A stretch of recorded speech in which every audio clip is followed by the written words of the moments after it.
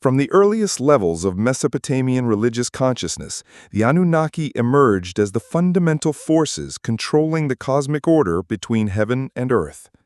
Their presence is reflected in the earliest surviving well-known texts from southern Mesopotamia, where Sumerian writers expressed their theological understanding on clay tablets by 3200 BC. These gods did not simply represent simple anthropomorphic deities. They embodied the structure of reality, acting as divine architects who established the boundaries between the heavenly realm and earthly existence. The word Anunnaki comes from the Sumerian Anunna, which literally means offspring of An or descendants of An. In later early sources, they are also translated as Anu, the supreme sky god whose realm encompassed the highest heaven. The suffixes Anunna and Ki refer to earth or ground, creating a compound that primarily describes gods whose authority extends from the heavenly sphere to the earthly realm. This linguistic structure expresses the Sumerian concept of a divine hierarchy, in which the Anunnaki acted as mediators between the unattainable cosmic heights and the real world of human experience. Proto-Sumerian theological development shows that the Anunnaki identity gradually crystallized through a series of religious texts. The earliest references are found in the administrative documents of Ur-Kanur, where temple lists mention offerings dedicated to the Judge Anunna and the Greater Anunna of heaven and earth. These fragmentary references suggest that by 3000 BC, the idea of a collective divine assembly was already rooted in Sumerian religious practice. The Sumerian king list, compiled during the Third Dynasty around 2100 BC, but incorporating much older traditions, provides important evidence for understanding the origins of Anunnaki. The text begins with the famous declaration that kingship descends from heaven and establishes the fundamental principle that earthly authority derives from divine decree. The antediluvian portion of the list describes rulers whose reigns spanned impossibly long periods. Alulim of Eridu ruled for 28,800 years, and Enmenluana of Bad Tiberias ruled for 43,200 years. These astronomical numbers reflect the Sumerian concept of cosmic timescales and indicate that the early kingdom was directly supervised by the Anunnaki. Archaeological evidence from Eridu, traditionally considered the first city, reveals the physical context of the development of Anunnaki worship. Excavations have uncovered 17 successive temple levels dating to around 5000 BC. The earlier structures show the sophisticated architectural planning that would become characteristic of Mesopotamian religious complexes, with the temple's orientation toward the cardinal directions and its advanced platform design reflecting cosmic principles that later texts explicitly associate with Anunnaki divine architecture. The creation myths preserved at Eridu present the Anunnaki as active participants in the formation of the world rather than distant observers. The Eridu Genesis, known from ancient Babylonian copies but reflecting much older Sumerian traditions, describes how the Anunnaki founded the first cities and appointed kings to rule humanity. The text states that after the gods created mankind, the great gods Anunnaki convened and determined fate. This passage demonstrates the collective nature of the Anunnaki's decision-making and their role as cosmic lawmakers. The religious archives at Nippur provide additional insight into the theological development of the Anunnaki from the perspective of Enlil worship. Nippur preserves a tradition of being the most important religious hermitage in Mesopotamia that illuminates the relationship between individual gods and the larger Anunnaki collective. Tumul inscriptions from 3 other eras describe how successive rulers restored the temple of Enlil to the Anunnaki who determined fate, indicating that the supreme gods, like Enlil, also operated within a larger framework of Anunnaki authority. The cuneiform sources from Nippur also preserve versions of the earliest texts that would later become part of the Mesopotamian literary canon. The work known as Enlil and Ninlil contains detailed descriptions of divine councils in which the Anunnaki discussed matters affecting both gods and mortals. These gatherings took place in the Shukurina, a cosmic chamber where the gods gathered to determine fate. The text describes how 50 greater Anunnaki and 7 Anunnaki who determined fate participated in these deliberations, establishing the numerical structure that would persist throughout Mesopotamian religious tradition. A careful analysis of theological terminology makes the distinction between the Anunnaki and other divine classes clear.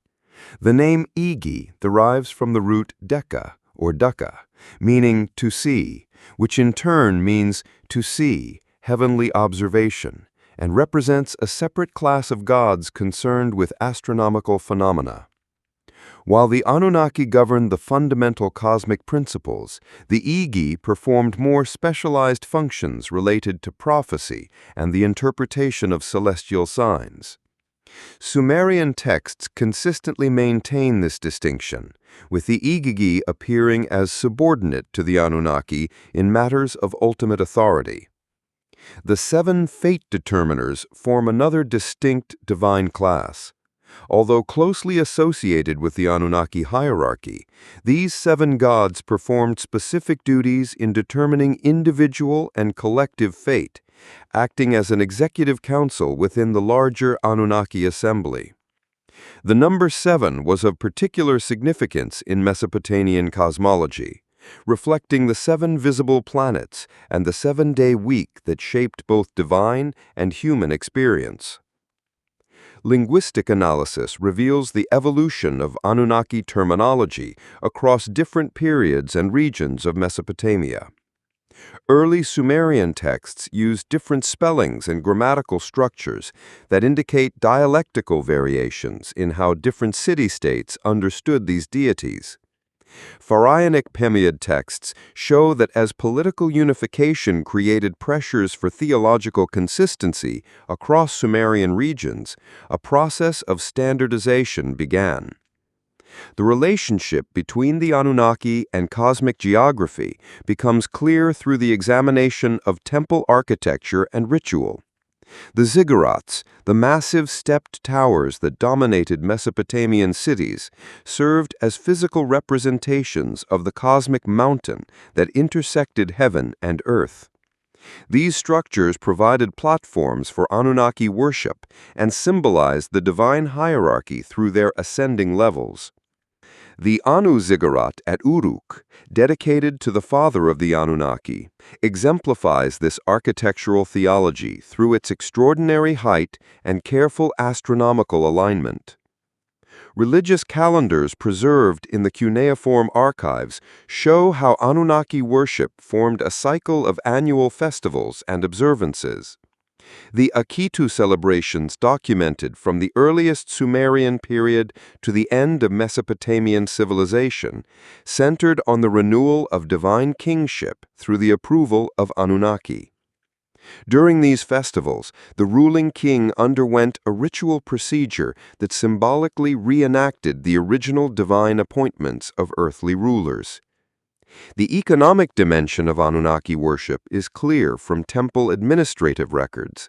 These institutions controlled vast agricultural lands, artisan workshops, and trade networks that generated the resources needed to support the extensive religious cycle. The Dreham archives from the Ur-3 period record thousands of animal sacrifices to various Anunnaki throughout the year, indicating the vast amount of wealth devoted to maintaining divine favor.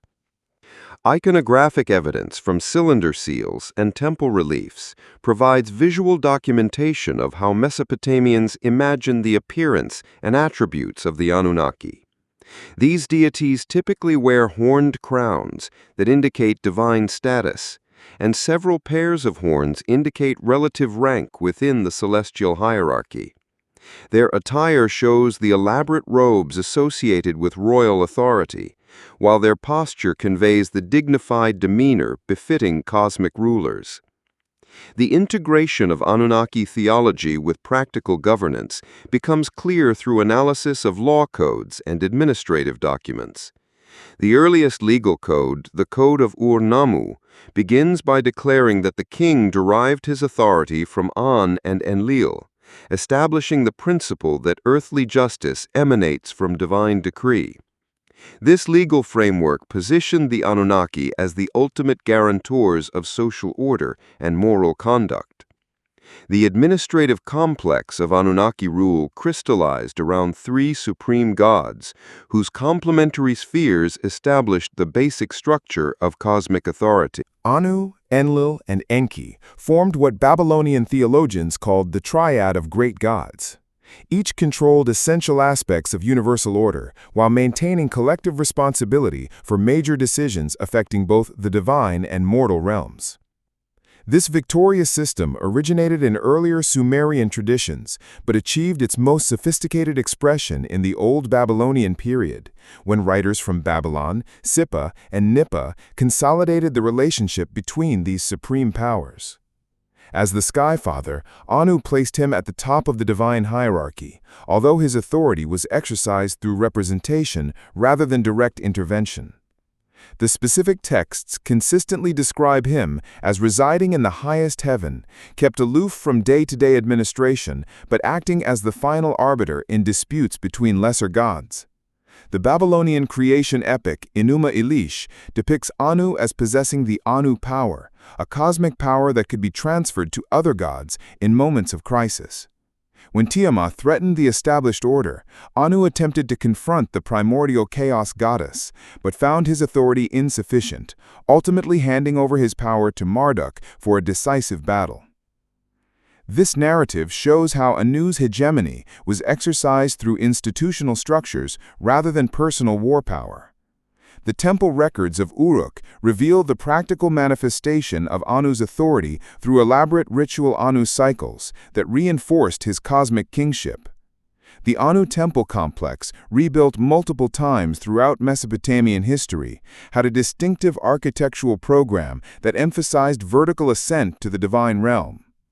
Priests ascending the multiple levels of the ziggurat symbolically traverse the cosmic hierarchy, with each platform representing a different realm of divine authority. The temple's sacred marriage chamber at its summit provided the setting for the annual ritual that renewed Anu's cosmic sovereignty through union with the goddess of love and war, Inanna. Enlil's dominance over atmospheric phenomena and earthly authority placed him as the most actively involved member of the divine triad in earthly affairs. Babylonian sources consistently identify him as the Lord of the Hurricane and the King of the Land, titles reflecting his control over both natural forces and political structures. The Nippur Temple archives preserve detailed accounts of how Enlil's priests interpreted meteors or other astral phenomena as manifestations of divine will, with storms, floods, and droughts serving as communications from the god to his human subjects. These interpretations were of significant political importance, as Mesopotamian rulers sought Enlil's approval for military campaigns, legal reforms, and major construction projects. The Code of Hammurabi provides concrete evidence of Enlil's role in legitimizing royal authority. The preface to the Code of Laws declares that Anu and Enlil appointed Hammurabi to establish justice in the land, establishing the legal principle that earthly rulers derive their authority from divine decree. This concept of divinely sanctioned kingship required constant renewal through rituals at Enlil's sanctuary at Nippur, where kings traveled throughout Mesopotamia to receive formal recognition of their legitimacy. The Tamal Chronicle records several examples of rulers who lost divine favor after neglecting their obligations to Enlil's temple, resulting in military defeat and political instability. Enlil's authority extended beyond political legitimacy to include the fundamental forces that sustained agricultural civilization. Sumerian hymns describe him as the Lord of Abundance, who controlled river floods, soil fertility, and the productivity of livestock. The Farmer's Calendar, a practical agricultural manual preserved in multiple copies, begins with a prayer to Enlil. These texts show how theological ideas were translated into practical guidance for the agricultural activities that supported Mesopotamian urban centers. Enki's sphere of influence included both the freshwater sources necessary for irrigated agriculture and the intellectual powers that enabled human civilization. Babylonian mythology consistently portrays him as the patron and protector of humanity, the god who provided the knowledge and skills necessary for urban life. The Atrahasis epic recounts how Enki secretly warned the flood hero of impending destruction, defying another god's decision to destroy humanity through a catastrophic flood. This narrative establishes Enki as a mediating figure between divine authority and human welfare, a role that distinguished him from his more distant colleagues in the Supreme Triad. The Eridu temple complex, dedicated to the worship of Enki, served as the most important center of scholarly and technological learning in Mesopotamia. Archaeological evidence reveals extensive scriptural schools, workshops for craftsmen, and laboratories where priests conducted rudimentary chemical and medical experiments. Temple libraries contained extensive collections of technical manuals on irrigation engineering, metallurgy, textile production, and the preparation of medicines. These practical applications of divine knowledge showed how Enki's theological role was translated into practical benefits for human society. Enki's connection to the Abzu, the freshwater sea beneath the earth, linked him to the hydraulic system that made Mesopotamian agriculture possible. Sumerian hymns describe him as the Lord of flowing water. He controlled the underground streams that fed rivers, canals, and wells. The Enki and Ninhursag myths contain detailed accounts of how the god established irrigation networks and taught humans the techniques needed to manage water resources. These narratives served both theological and practical purposes, preserving technical knowledge within a religious framework that ensured its transmission from generation to generation. The assembly of the great gods functioned as a divine legislature that deliberated on matters affecting cosmic order and human civilization. Babylonian sources describe this assembly as consisting of 50 Anunnaki who gathered in the Yubsukina, a cosmic chamber located in Enlil's sanctuary of Nippur. The proceedings of the assembly followed formal protocols that paralleled earthly legal institutions, in which designated speakers presented cases, gave evidence, and judges rendered judgments based on established precedents. The Epic of Gilgamesh preserves a detailed account of this divine deliberation, particularly the assembly's decision to punish Gilgamesh and Enkidu for killing the Bull of Heaven and Humbaba. Administrative roles within the Divine Assembly reflected specific areas of cosmic responsibility. The mother goddess Ninhursag oversaw matters related to childbirth, fertility, and the continuation of the species. His authority extended to both divine and mortal procreation, with texts describing how he formed the first humans from the soil and established the biological processes that controlled population growth. The Enki and Ninhursag writings detail his role in establishing natural cycles to create diverse life forms and maintain ecological balance. The moon god Nana controlled the calendar system that measured time and structured both religious and secular activities. Babylonian astronomical texts describe his movements through the heavens as providing the fundamental rhythm of agricultural, commercial, and ritual cycles. His temple had sophisticated astronomical observatories where priests tracked the phases of the moon and performed the complex interrelationships necessary to maintain the accuracy of the calendar. These calculations required advanced mathematical skills and were among the most important intellectual achievements of Mesopotamian civilization. The sun god Utu administered justice and served as a divine witness to oaths and treaties.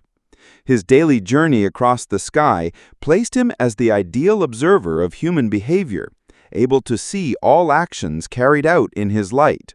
Legal documents often invoke Utu as a guarantor of contractual obligations where oath-breakers face divine punishment in the form of disease, poverty, or social humiliation. The Code of Hammurabi depicts Utu presenting the law symbol to the king, establishing the principle that earthly justice reflects the cosmic moral order. The lineage relationships among the Anunnaki gods created a complex network of authority and obligation that influenced divine decision-making. Marduk's status as the son of Enki placed him as the heir to his father's wisdom and established his claim to supreme authority in Babylonian theology.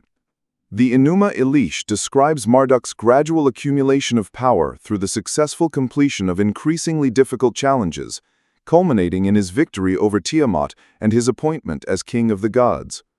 This narrative served both theological and political purposes, legitimizing the rise of Babylonian regional hegemony and explaining the transfer of supreme authority from the older Sumerian gods to their Babylonian successors. The relationship between Enlil and his sons Nana and Ninurta formed another important power block within the divine hierarchy.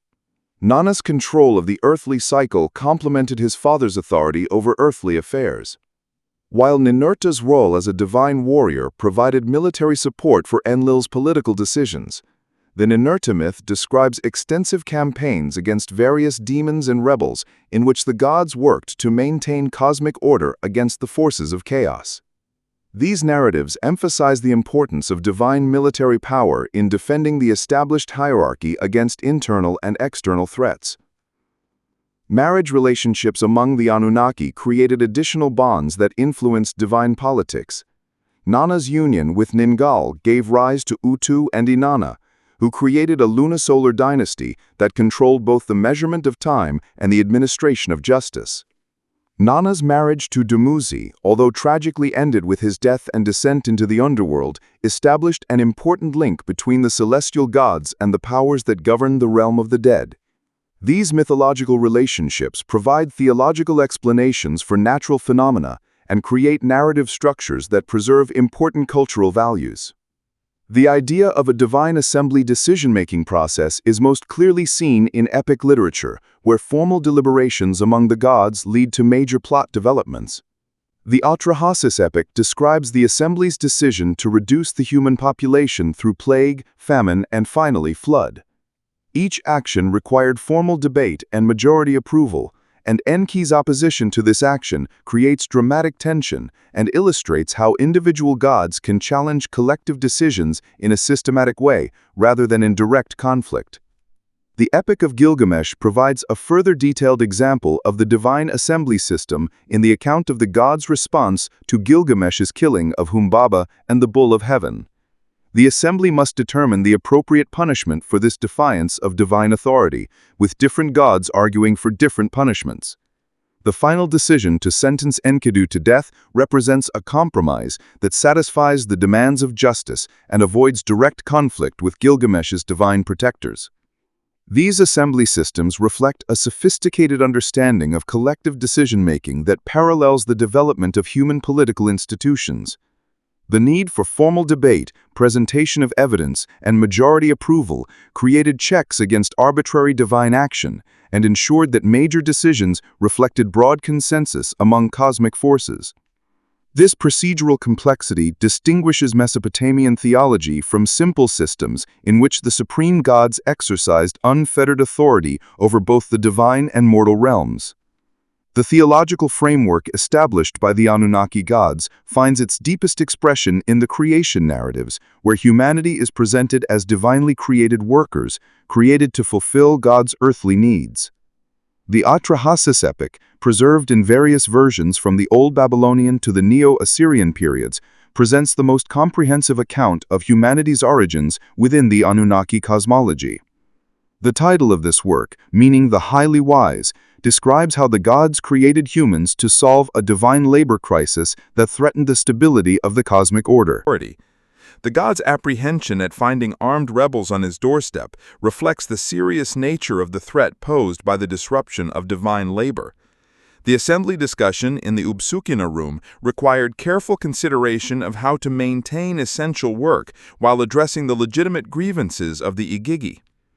Enki's proposed solution demonstrates his characteristic wisdom and concern for practical problem-solving, creating a new class of creatures specifically designed for labor, thereby freeing the Igigi from their burdensome responsibilities while at the same time continuing their productivity, involved sophisticated theological concepts that revealed the Mesopotamian understanding of the relationship between divine and mortal existence.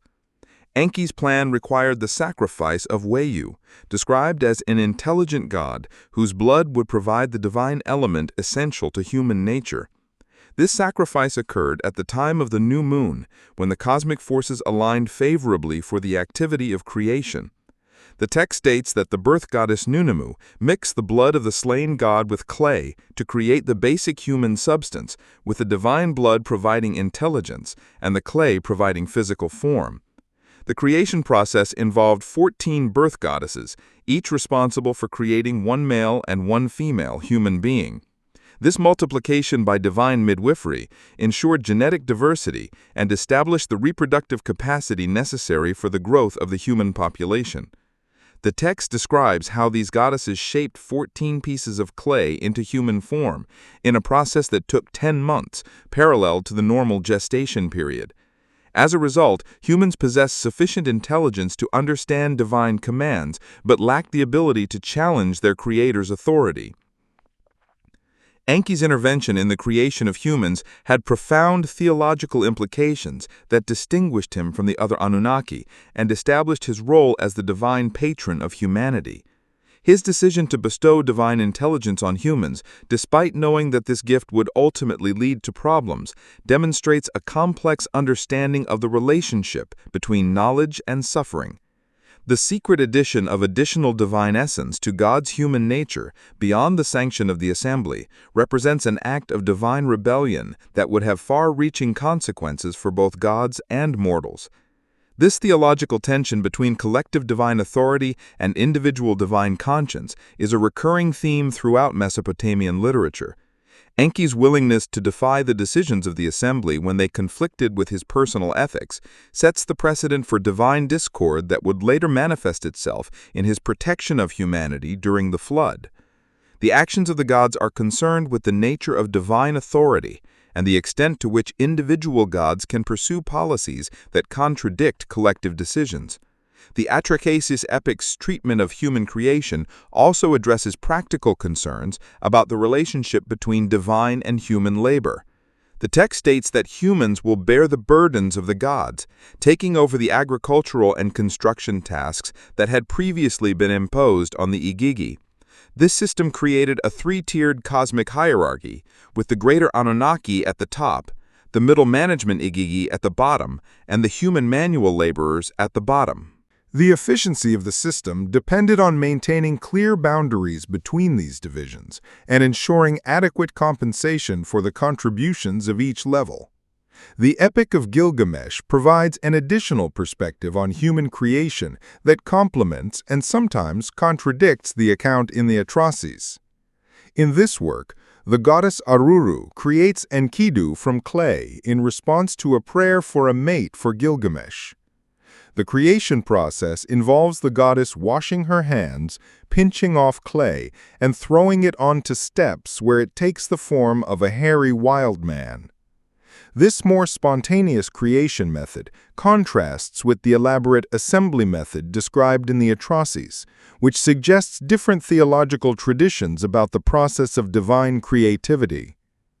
The initial state of Enkidu as a wild man who lives among animals and drinks from streams represents the primitive state of humanity before civilization. His transformation through contact with a temple prostitute who teaches him human customs illustrates the process by which divine wisdom civilizes natural human instincts. The 7 days and nights of sexual instruction that humanize Enkidu parallel the creation narrative, in which divine wisdom transforms raw human material into civilized beings capable of urban life. The Enuma Elish presents another view of human origins that emphasizes Marduk's role as the creator god after his victory over Tiamat. In this version, Marduk proposes to create humans to serve the gods after establishing cosmic order through the defeat of primordial chaos. The epic describes how Iar suggested using the blood of Kingu because this rebellious god bore the primary responsibility of organizing resistance against the younger generation of gods. The creation process involved mixing Kingu's blood with clay to create humans who would serve the gods so that they could feel at ease. This version's emphasis on using the blood of a rebellious god to create humans carries a different theological significance than the Atraces account. Rather than intelligently sacrificing the god, the Enuma Elish uses the blood of a defeated enemy, suggesting that human nature contains elements of both divine wisdom and rebellious tendencies. This duality explains humanity's capacity for both great achievement and destructive behavior, providing theological justification for the moral complexities that characterize human civilization. A comparative analysis of these creation accounts reveals significant diversity in how different Mesopotamian traditions understood humanity's relationship to the divine realm. The Atraces epic emphasizes humanity's role as divinely created workers whose primary purpose is to fulfill the material needs of God. The Gilgamesh tradition sheds more light on the civilizing process that transformed natural humans into urban dwellers capable of sophisticated cultural achievements. The Enuma Elish presents human creation as part of a larger program of Marduk's cosmic organization. The concept of supreme divine authority follows. These variations reflect different regional and temporal perspectives on fundamental theological questions about human nature and destiny. The Sumerian traditions, most clearly preserved in the Atraces epic, emphasize humanity's subordinate position and the obligation to fulfill divine needs. Later Babylonian writings showed a greater interest in human potential for knowledge and cultural achievement. While maintaining the basic framework of divine superiority, Assyrian versions often emphasize the importance of royal authority as divine representation on earth, linking human creation with political legitimacy. The concept of the divine image appears in various forms in these creation narratives, although its precise meaning has been a subject of theological debate throughout Mesopotamian history. The word salmu literally means image or representation, indicating that humans serve as physical manifestations of the divine presence in the earthly world. This interpretation places humanity as living symbols that make divine authority visible and accessible to mortal perception, just as temple statues served as focal points for divine worship. Alternative interpretations of the psalm emphasize functional rather than physical resemblance between gods and humans. According to this understanding, humans embody the divine image through the capacity for rational thought, moral decision-making, and creative activity rather than through physical appearance. This functional interpretation explained how humans could act as divine representatives while remaining clearly subordinate to their creators in power and authority. Theological debates over the divine image have practical implications for how Mesopotamian societies understood human rights and responsibilities. If humans possess the divine image through rational capacity, then educational and intellectual development represent religious obligations that honor the gods who bestow these gifts. If the divine image involves physical resemblance, then proper care for the human body and respect for human dignity become forms of divine worship that recognize the creative power of God. Legal codes throughout Mesopotamian history reflect these theological concepts through provisions that protect human life and dignity and maintain clear distinctions between social classes. Hammurabi's code of posthumous punishments for crimes against individuals of different social status shows how concepts of the divine image interact with practical social hierarchies. Free citizens received greater protection than slaves, but even slaves had some rights that acknowledged their participation in the divine nature through human form. temple records document elaborate rituals designed to honor the gods for their gifts of human creation and to recognize humanity's ongoing obligations to divine authority. New Year festivals included ceremonies that symbolically reenacted human creation by the priests making clay images while reciting appropriate mantras. These rituals serve both educational and devotional purposes, teaching participants about their origins and reinforcing their obligations to fulfill divine needs through temple support and ethical behavior. The economic impact of creation theology is clearly seen in temple administrative records that detail the vast resources devoted to maintaining divine services. Thousands of workers worked in the temple fields, workshops, and construction projects that maintained an elaborate ritual cycle in honor of the creator gods.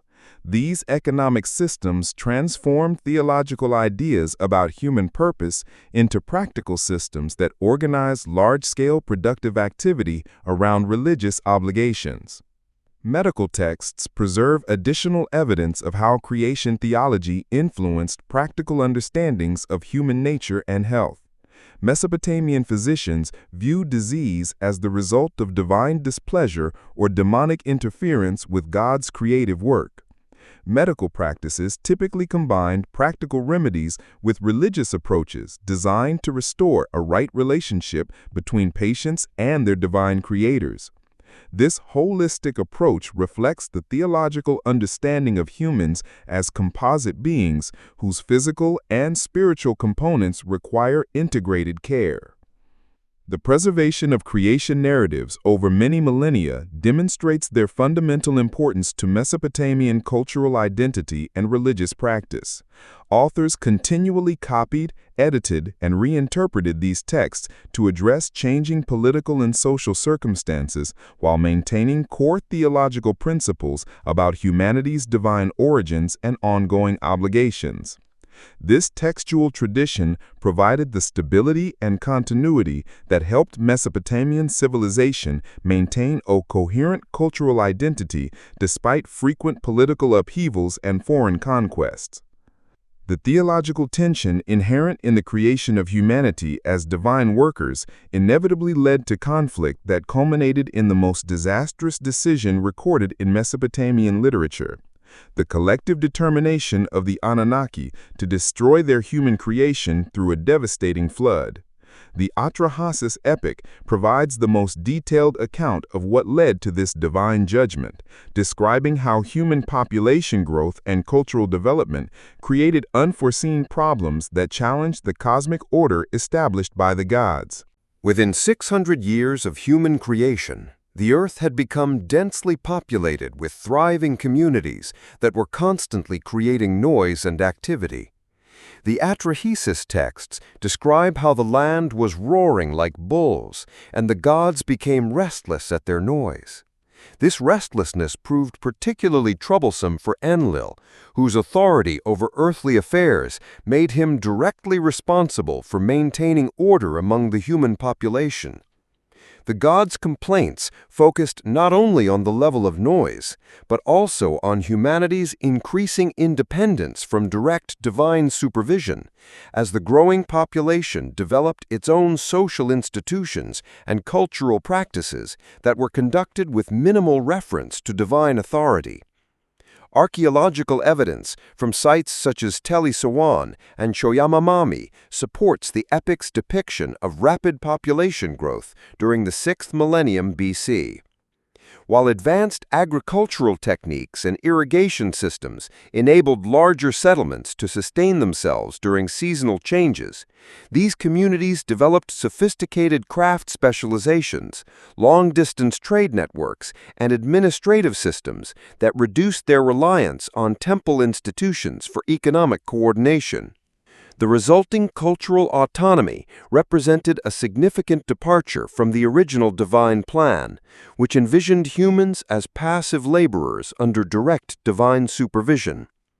Enlil's initial attempts to control human population growth included sending plagues and famines that would reduce the species to manageable levels without completely eliminating it. The Atrahasis epic describes 3 successive attempts at population control. Each involved different divine agents and methods. The first plague, administered through the plague god Namar, targeted specific age groups and social classes to achieve demographic rebalancing without disrupting essential agricultural production. When this selective approach proved insufficient, Enlil authorized more widespread famine conditions that would force human communities to compete for scarce resources.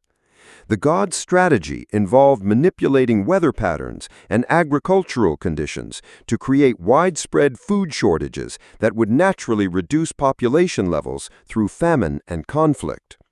One god, the storm god Adad, stopped the seasonal rains that enabled crop growth, while other gods responsible for fertility and abundance withdrew their support from human agricultural activities. The resulting famine achieved temporary population reduction, but failed to address the fundamental problem of human cultural freedom that most deeply concerned Enlil. Enki's repeated interventions to aid humanity during this crisis created growing tensions within the divine assembly and established the theological framework for the flood narrative. The god's provision of alternative food sources, irrigation techniques, and survival strategies enabled the human community to cope with divine punishment more successfully than Enlil had anticipated. These interventions violated the collective decisions of the assembly and represented a form of divine disobedience that challenged the hierarchical authority structure that governed Anunnaki relations. The growing conflict between Enlil and Enki reflected deep theological questions about the nature of divine justice and the extent to which individual gods could pursue independent policies that contradicted collective decisions. Enlil's position emphasized the importance of maintaining cosmic order through the strict application of divine authority, while Enki's actions suggested that wisdom and mercy should temper the exercise of divine power. This fundamental disagreement about divine governance culminated in the decision to flood and its aftermath. The Assembly's final decision to destroy humanity by flooding represented a compromise that provided a definitive solution to the population problem and addressed Enlil's concerns about human freedom. The Atrahasis epic describes extensive discussions in which various gods presented arguments for different approaches to the human crisis. Some gods supported Enlil's position that complete destruction was necessary to restore proper cosmic order, while others favored more moderate measures that would protect human civilization and address legitimate divine concerns. The flood process itself reflected the sophisticated understanding of hydraulic engineering and meteorological processes that characterized Mesopotamian civilization's relationship to its riverine environment. The gods' decision to overwhelm existing flood control systems with a coordinated attack on multiple fronts demonstrated their extensive knowledge of the infrastructure that had been built to sustain human settlements. One god would provide unprecedented rainfall from above, while Enki would release groundwater from the Abzu, creating a dual onslaught that would overwhelm even the most sophisticated human engineering projects. The Assembly's oath of secrecy about the flood plan created dramatic tension that moved the narrative forward and established Enki's moral dilemma. The gods took binding oaths that prevented them from directly warning of the impending destruction, but these restrictions did not apply only to direct communication, but rather to indirect methods that violated the spirit of the treaty and preserved the letter. Enki's solution consisted of speaking to the reed wall of Atras's house rather than speaking to the person, a technical agreement with the oath that enabled him to provide the necessary survival information. The instructions that Enki gave Atras through this indirect communication method revealed detailed knowledge of shipbuilding techniques and survival techniques that reflect genuine Mesopotamian maritime technology. The gods specified the exact dimensions for the ship that would preserve human and animal life during the flood. 120 cubits in length, width, and height, creating a perfect cube that symbolized cosmic completeness. The construction of the ship required specific materials, such as palm fiber, bitumen, and various types of wood, which were readily available in southern Mesopotamia and possessed the waterproof qualities necessary for long sea voyages. The 7-day construction period that Enki gave Atris to complete the Ark paralleled the cosmic week that shaped divine and human experience throughout Mesopotamian culture. This timeline required Atris to mobilize the resources and labor of the wider community while maintaining secrecy about the true purpose of the project. The text describes how the builder provided food and drink for his workers, while simultaneously avoiding questions about the ship's purpose by claiming that it was built for trading expeditions to distant lands. The process of loading animals onto the Ark followed a systematic approach that demonstrates a sophisticated understanding of species conservation and ecological relationships. Atris collected breeding pairs of wild animals as well as domesticated species needed to re-establish agricultural civilization after the floodwaters receded. The text notes that clean animals were taken in groups of 7 pairs, while unclean species were restricted to single pairs, establishing a distinction that would later appear in the Hebrew flood narrative, but reflected earlier Mesopotamian ideas about religious purity and sacrifice. The flood itself began with supernatural events that announced the cosmic significance of the impending destruction. The Atrahasis epic describes how normal weather patterns ceased when divine forces took direct control of the atmospheric and hydrological systems. Even in daylight, the earth was shrouded in darkness, and earthquake tremors announced the release of groundwater that would supplement the torrential rains. These early signs provided the final warning for any human with sufficient knowledge to interpret divine communication through natural phenomena. The actual flood combined multiple water sources into a coordinated attack that overwhelmed all existing flood control infrastructure. The Adad storm resulted in incessant rainfall that exceeded the capacity of the drainage system, while the Anunnaki collectively released groundwater reserves to open fountains of immense depth. The Epic of Gilgamesh, a parallel account, describes how the gods were also terrified by the intensity of the flood, wailing in grief over the destruction of Ishtar's human worshippers, and the Anunnaki were as frightened as dogs in the highest heavens. The duration of the flood, which was 7 days, corresponded to the cosmic week and provided sufficient time to completely inundate the inhabited regions.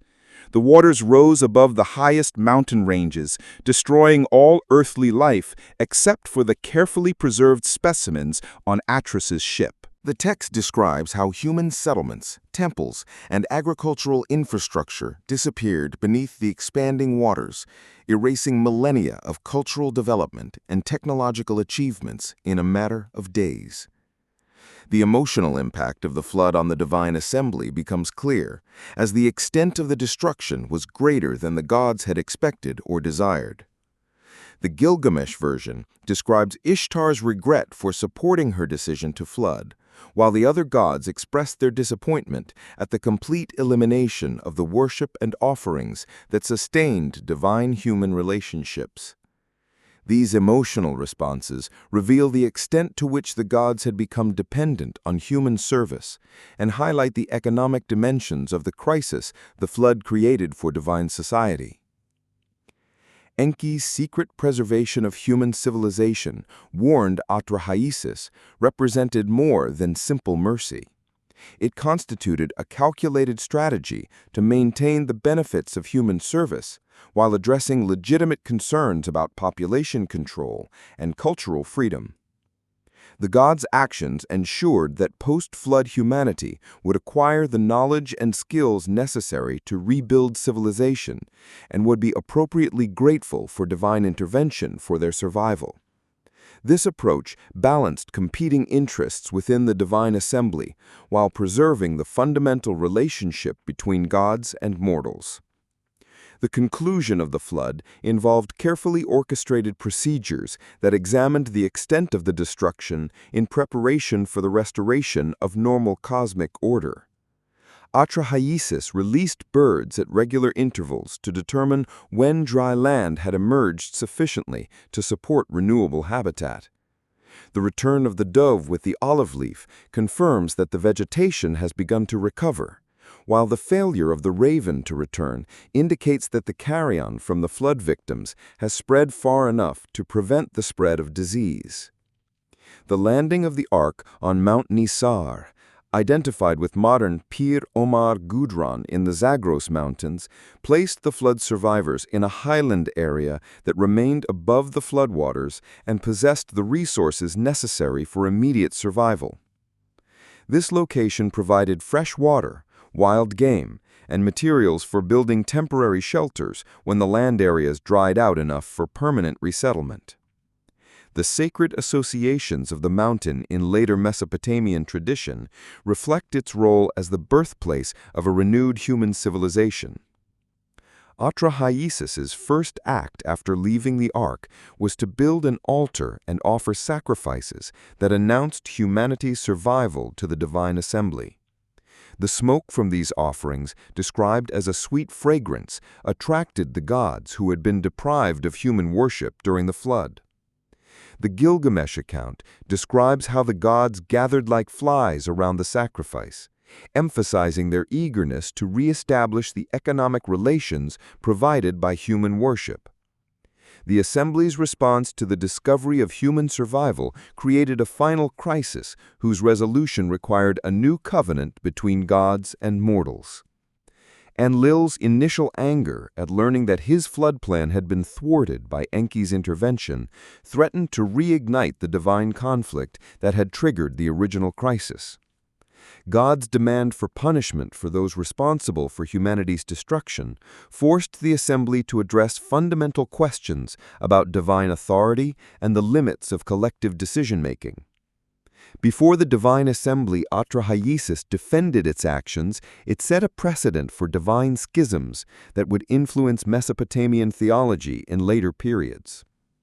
The gods argued that complete human destruction would eliminate the worship and service that sustained divine civilization, which would create problems for the gods that would outweigh any benefits of population control. His speech emphasized practical considerations about divine-human economic relations and acknowledged the validity of concerns about human freedom and cultural development.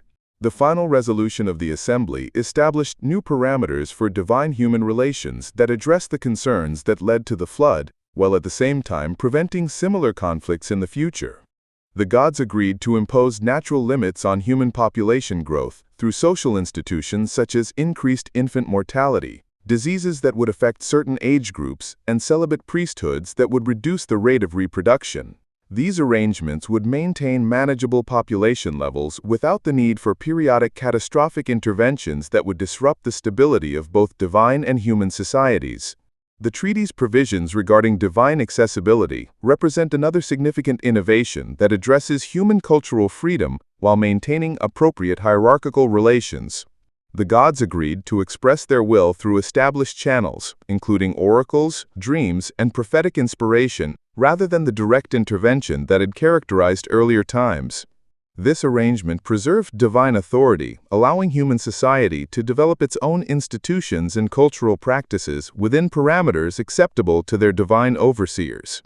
The agreement established between the Anunnaki and mankind after the Great Flood provided the theological basis for a revolutionary system of city government that would define Mesopotamian civilization for more than 3 millennia. Rather than maintaining direct oversight over human affairs through periodic divine intervention, the gods established permanent earthly residences within specific city-states, created a patron deity system that distributed divine authority across the geographical landscape, and maintained hierarchical relationships within the celestial bureaucracy.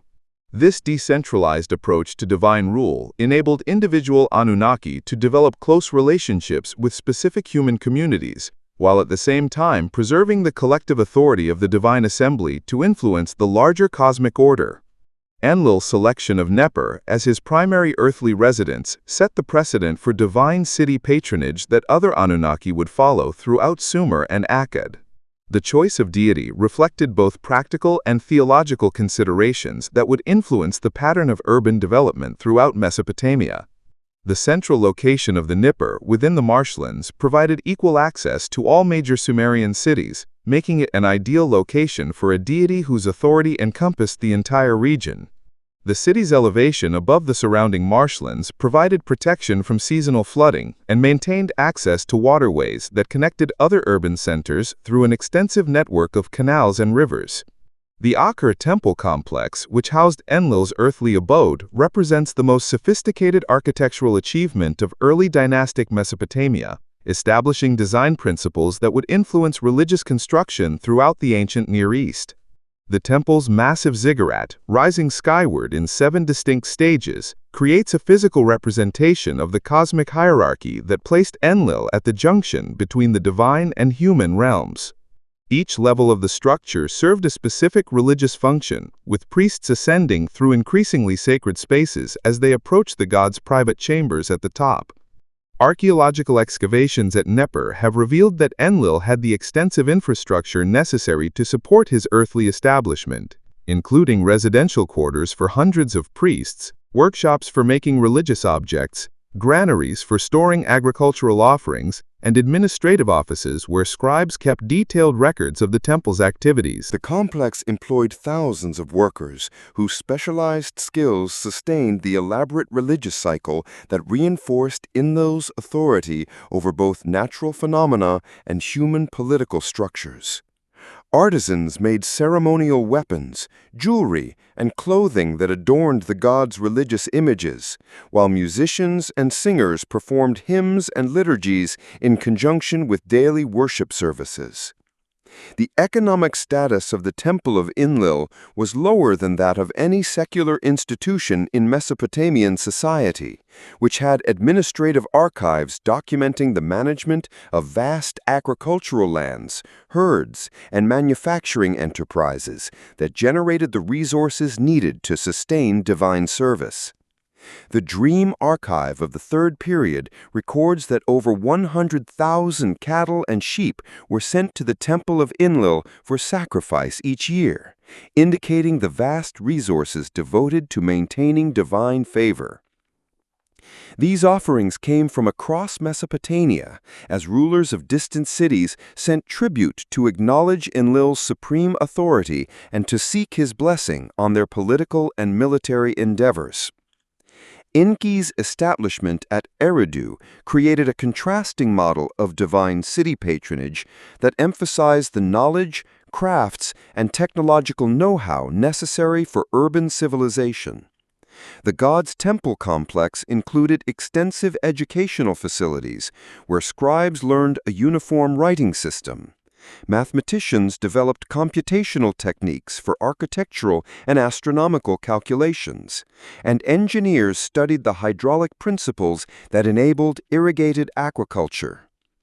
These scholarly activities made Eridu a major center for Mesopotamia's intellectual development, attracting students from across the region who sought training in specialized skills to sustain urban society. The unique architectural features of the Abzu Temple reflect Enki's relationship with freshwater sources and his role as patron of the crafts that transformed raw materials into useful products. The temple's foundations extended underground to create a symbolic connection to the groundwater that fed Mesopotamia's rivers and canals, while its workshops produced some of the finest examples of metalworking, textile production, and ceramic manufacturing found anywhere in the ancient world. Master craftsmen, working under divine patronage, developed innovative techniques that advanced technological capabilities and produced objects of extraordinary beauty and utility. The priests of Enki maintained detailed records of technical methods and scientific observations that constituted the earliest systematic system of empirical knowledge in Mesopotamia. Medical texts preserved in temple libraries documented surgical procedures, drug preparations, and diagnostic techniques that represented a sophisticated understanding of human anatomy and disease processes. Mathematical tablets recorded computational methods for calculating area, volume, and astronomical cycles that enabled accurate calendaring and architectural planning. These scholarly achievements demonstrated how divine patronage could foster intellectual development that benefited both the religious and secular aspects of human civilization. Inanna's patronage of Uruk established another model of divine city governance that emphasized the dynamic relationship between sacred and secular authority through the institution of sacred marriage. The goddess's dual nature as a goddess of both love and war created theological tensions that required careful management through elaborate ritual cycles that channeled her potentially destructive power into constructive purposes. Her temple complex, known as the Iana, had separate courtyards dedicated to her opposing aspects, where priests specialized in martial or fertility functions depending on seasonal needs and political circumstances. The sacred marriage ceremony that renewed Inanna's relationship with the reigning king of Uruk each year represented the most sophisticated expression of divine human political integration achieved in Mesopotamian civilization. In this ritual, known as the Hyasamos, King Dumuzi assumed the role of Inanna's mythological consort in a ceremonial union that symbolically transferred divine authority to earthly rule and ensured the goddess's continued support for the city's prosperity and military success. The ceremony required months of preparation, including purification ceremonies, costume preparations, and rehearsals that transformed the king from a mortal ruler into a temporary embodiment of divine power. The architectural setting of the sacred wedding reflected the cosmic significance of the event through careful attention to astronomical alignments and symbolic decorations that linked earthly events to heavenly patterns. The temple's wedding chamber, located at the top of the ziggurat, was furnished with elaborate furnishings, including a golden bed, precious garments, and religious objects consecrated through the initial ceremony of the entire population of Uruk. The windows of the chamber were decorated with specific constellations that marked the most auspicious times for the ritual, demonstrating a sophisticated understanding of astronomical cycles and their relationship to agricultural and political activities. The economic implications of the sacred wedding extended beyond its religious significance, encompassing the distribution of wealth and a comprehensive system of social organization that integrated divine worship with practical governance. The successful completion of the ceremony ensured Inanna's blessings for the coming agricultural year, manifesting the goddess's favor through bountiful harvests, successful military campaigns, and prosperity and commercial relations with neighboring cities. Conversely, any disruption of the ritual cycle could result in crop failure, military defeat, or economic instability that threatened the city's survival. Inanna's patronage produced the most economically sophisticated temple administration in Mesopotamian history, where the moon god priest developed innovative financial tools and commercial practices to facilitate long-distance trade throughout the ancient world. The temporal measurement relationship with the god established her temple as the authoritative source for calendarical calculations that coordinated agricultural, commercial, and religious activities in various city-states. Merchants throughout Mesopotamia aligned their trade campaigns with the lunar cycles calculated by Inanna's priests, while farmers planned planting and harvesting schedules according to calendars distributed from the temple complex. The ziggurat of Nana Atur, known as Echkis Nugal, had sophisticated astronomical observation facilities that enabled precise tracking of the lunar phases and planetary movements necessary to maintain calendar accuracy. The temple's archives preserve thousands of mathematical tablets that document the complex calculations needed to reconcile the lunar months with the solar year, a computational challenge that required an advanced understanding of fractional arithmetic and algebraic relationships. These mathematical achievements represent some of the most sophisticated intellectual work produced by the ancient world, demonstrating how religious imperatives could drive technological innovations that benefited the wider society. The hierarchy of priests that developed within each city's patron temple reflected the specialized knowledge and administrative skills needed to maintain divine service while managing vast economic enterprises. At Nippur, the high priest of Enlil, known as En, served as the god's primary earthly representative, with authority over religious, political, and economic matters affecting the entire Sumerian confederation. This position required expertise in theological doctrine, legal precedents, and administrative procedures that enabled effective coordination between divine will and human needs in various spheres of activity. Subordinate priests included the Sangu, who supervised day-to-day temple operations and managed the vast workforce required for ritual and economic production. These middle-level administrators had specialized knowledge of religious requirements, accounting systems, and craft techniques that enabled them to coordinate complex activities involving hundreds of workers and vast resource flows. The Mushipu priest was an expert in ritual purification and exorcism, maintaining the spiritual purity necessary for effective divine communication, while the Kalu priest performed the musical liturgy accompanying sacrifices and seasonal celebrations. The training required for priestly service included decades of study in temple schools, where students mastered the uneven literacy, mathematical calculations, astronomical observations, and theological doctrines necessary for effective temple administration. The curriculum included extensive memorization of hymns, prayers, and religious procedures that preserved traditional practices and allowed for adaptation to changing circumstances. Advanced students specialized in particular aspects of temple administration, developing skills in areas such as divination, medical practice, or commercial law that enabled them to perform both religious and secular functions within their communities. Women played important roles within the temple hierarchy, especially in institutions dedicated to goddesses such as Inanna, where female priestesses known as Entum served as the primary earthly representatives of the deity. These high-ranking priestesses held the same authority as their male counterparts, overseeing extensive temple operations while maintaining the purity of the rituals necessary for divine communication. Inanna Turuk performed the sacred marriage ceremony of Entun, acting as the earthly embodiment of the goddess during the symbolic union of the king with divine power. The Naditu priestesses, widely documented in Old Babylonian archives, represented another class of female religious specialists who combined spiritual service with commercial activities that were a substantial source of income for temple institutions. These women, who remained celibate throughout their careers, managed agricultural estates, engaged in money-lending activities, and coordinated commercial relationships that linked the temple economy to the larger commercial network. Their business activities required a sophisticated understanding of contract law, market conditions, and financial instruments, placing them among the most economically savvy of Mesopotamian societies.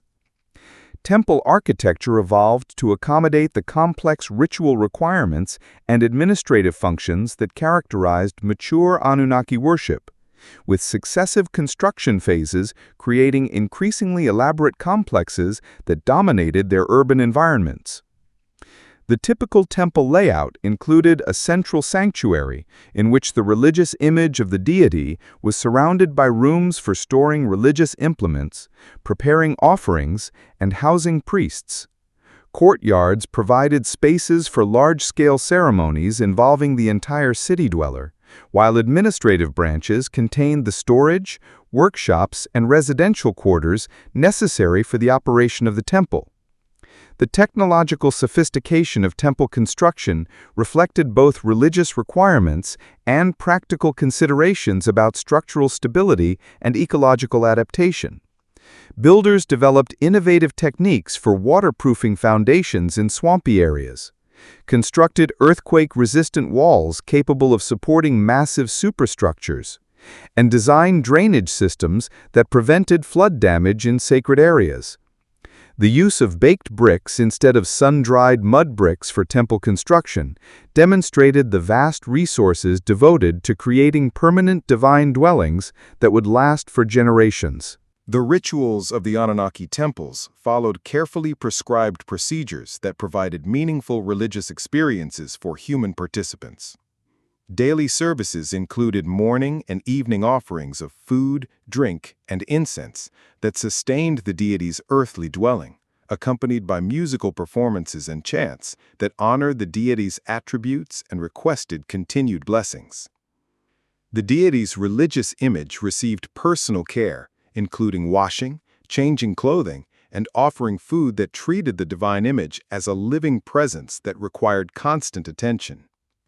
Seasonal festivals provided opportunities for the entire city dweller to participate in divine worship through processions, communal meals, and religious ceremonies that honored the patron deities while strengthening social cohesion. The Akitu New Year celebration included elaborate ceremonies that symbolically renewed divine kingship and cosmic order, with the statue of the patron deity traveling throughout the city to receive homage from all social classes. These public rituals demonstrated divine approval of the existing political system and provided opportunities for rulers to display their piety and generosity through lavish offerings and entertainment for their subjects. The integration of divine worship with practical governance created temple institutions that served as comprehensive administrative centers for handling legal disputes, commercial transactions, and social services that affected the entire city dweller. Temple courts adjudicated breaches of contract, property disputes, and family law disputes, with priests acting as judges and their decisions carrying divine authority. These legal acts positioned temples as essential institutions for maintaining social order and ensuring that human behavior conformed to divine moral standards. The political rise of Babylon in the early 2nd millennium BC fundamentally transformed the Anunnaki theology by elevating Marduk from a relatively minor deity to the supreme king of the gods. This theological revolution was most comprehensively encapsulated in the Enuma Elish creation epic, which represented much more than the simple religious propaganda supporting Babylonian political ambitions. The reconstruction of the divine hierarchy required sophisticated theological reasoning that preserved the authority of the established Anunnaki and supported Marduk's unprecedented rise to cosmic supremacy. Marduk's genealogical credentials as the son of Enki provided the essential basis for his claim to supreme authority within the existing Anunnaki structure. Babylonian theologians emphasized the inheritance of his father's knowledge and technological prowess, and added martial prowess that distinguished him from the contemplative Enki. The god's youth represented an advantage rather than a liability in confronting the forces of primal chaos that threatened the establishment of cosmic order, as older gods such as Anu and Enlil proved inadequate to the challenge posed by Tiamat's rebellion. The Enuma Elish's account of Marduk's rise to power through battle with Tiamat established the primacy of divine authority based on demonstrated ability rather than traditional inheritance or seniority. The epic describes how the established gods faced the threat of Tiamat's younger generation of gods destroying them, granting supreme kingship to any god capable of defeating the primal chaos monster. Marduk's acceptance of this challenge created a contractual basis for his supremacy, dependent on his gaining permanent authority over all divine decisions, which fulfilled the legal requirement of recognizing his exceptional merit. The weapons and powers that Marduk assembled for his confrontation with Tiamat reflect the Babylonian understanding of the technological and organizational capabilities necessary for effective rule. The god's bow, which is described as generating lightning when drawn, represents the authority over atmospheric phenomena previously associated with Enlil's authority. His web, woven from the four winds, demonstrated control over directional forces that enabled extensive military maneuvers. The hurricanes that filled his body provided the raw power needed to defeat the opposing force, while his chariot, drawn by 4 horses, enabled rapid movement across the cosmic battlefield.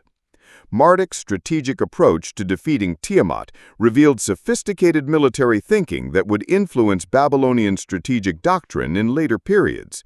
Rather than engaging in a direct frontal attack, the god used deception and advanced technology to neutralize his opponent's advantages.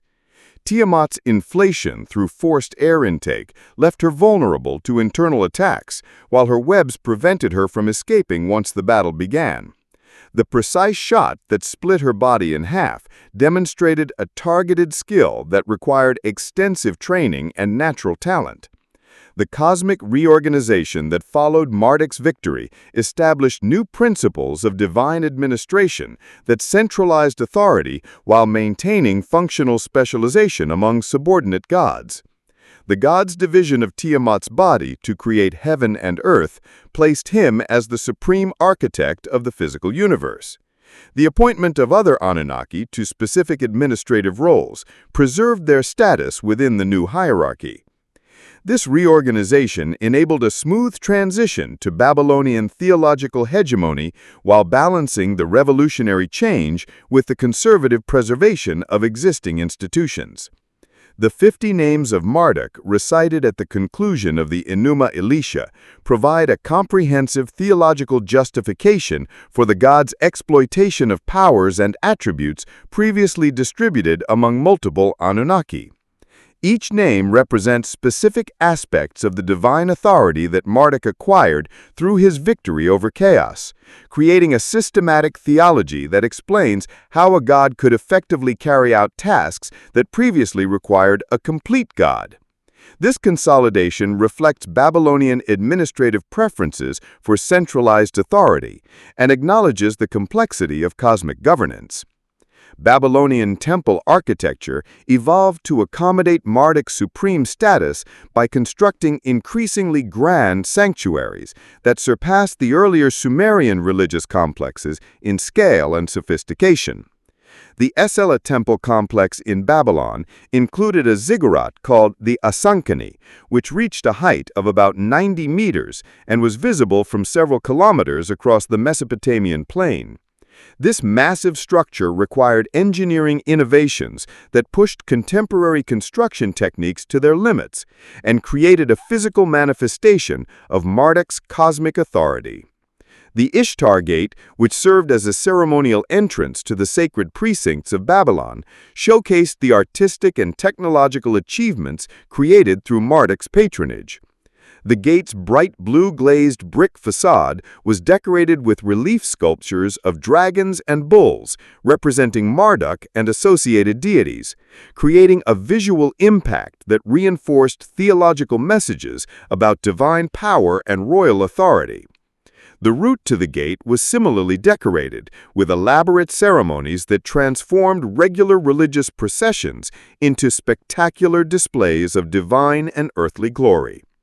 The Akitu festival, celebrated annually in Babylon, represents the most elaborate religious ceremony developed in Mesopotamian civilization, requiring 11 days of complex rituals that renewed both divine kingship and earthly royal authority. At the heart of the festival was the symbolic reenactment of Marduk's victory over Tiamat through ritualistic warfare conducted by appropriately robed and masked priests. The event reinforced theological teachings about cosmic order and provided spectacular entertainment that attracted visitors from all over the known world. The humiliating ceremonies performed by the Babylonian king during Akitu demonstrate the sophisticated balance between divine and royal authority that characterized mature Mesopotamian political theology. The removal of the royal insignia of the high priest and the physical wounding of the king symbolized the temporary suspension of earthly power while divine authority was renewed. The king's declaration of innocence regarding temple maintenance, urban welfare, and military protection provided public accountability for royal actions and acknowledged ultimate dependence on divine grace. Assyrian adaptation of the Anunnaki mythology reflects the distinct political needs and cultural preferences of the military empire while maintaining essential theological continuity with the earlier Mesopotamian tradition. The rise of Ashur from local city god to supreme national deity paralleled the rise of Marduk in Babylonian theology, but emphasized the martial aspects of divine authority that supported the Assyrian imperial ideology. The identification of Ashur with the Assyrian state created an unprecedented fusion of religious and political identities that distinguished Assyrian civilization from its Mesopotamian predecessors. The theological integration of Ashur into the existing Anunnaki hierarchy required careful negotiation of competing claims to supreme authority that might conflict with established Babylonian religious doctrine. Assyrian theologians resolved this potential problem by emphasizing Ashur's role as the military commander of the divine assembly rather than completely replacing Marduk's cosmic kingship. This arrangement maintained diplomatic relations with Babylonian religious institutions while establishing Assyrian political hegemony through divine military leadership. Assyrian royal inscriptions consistently depict military campaigns as religious wars on behalf of Ashur and the Anunnaki against foreign gods who threaten the cosmic order. The conquest of Urartu in the Annals of Sargon II is described as punishment for the kingdom's neglect of proper divine worship, whereas Sennacherib's siege of Jerusalem represents Assyria's judgment against Hezekiah's religious reforms, which had destroyed Assyrian religious establishments. These theological interpretations transformed political conflicts into cosmic struggles between order and chaos that justified extreme military measures against resistant populations. The Assyrian Royal Library at Nineveh, originally assembled during the reign of Ashur-banipal in the 7th century BC, preserved the most extensive collection of Anunnaki literature in the ancient world. The library's systematic acquisition program collected texts from temples and scribal schools throughout Mesopotamia, creating a scholarly resource that enabled comparative analysis of different regional traditions related to divine myths and rituals. This intellectual project reflected Assyria's commitment to preserving Mesopotamian cultural heritage and adapted it to imperial needs. The standardization of the Anunnaki mythology achieved through the Ashur-banipal Library project produced authoritative versions of the major works that later influenced the transmission of Mesopotamian religious literature. Scribes working under royal patronage produced carefully edited copies of epics, hymns, and religious texts that preserved essential theological content while harmonizing different readings. These standardized texts became the basis for later Neo-Babylonian and Persian period copies that transmitted Mesopotamian religious traditions to later civilizations. The Neo-Babylonian revival movements in the 6th century BC represented a conscious attempt to restore authentic Mesopotamian religious traditions that had been altered or neglected during foreign domination. Among Nebuchadnezzar's massive construction projects in Babylon was the complete rebuilding of the major temples according to ancient architectural principles preserved in the archives from Kunia. This restoration effort required extensive archaeological investigation of previous construction phases and consultation with traditional texts that documented precise ritual procedures and architectural specifications. Scholarly activity under the patronage of Neo-Babylonian rulers created unprecedented opportunities for the systematic study of the Anunnaki tradition by comparing texts from different periods and regions. Priests working in temple libraries developed sophisticated linguistic techniques to analyze various texts in ancient works and reconstruct damaged passages. Their commentaries on classical texts preserved interpretive traditions that clarified obscure references and provided theological context for understanding complex mythological narratives. The rise of Nabu to unprecedented prominence in the Neo-Babylonian period reflects the intellectual character of this cultural revival and the importance of scholarly activity in preserving traditional religious knowledge.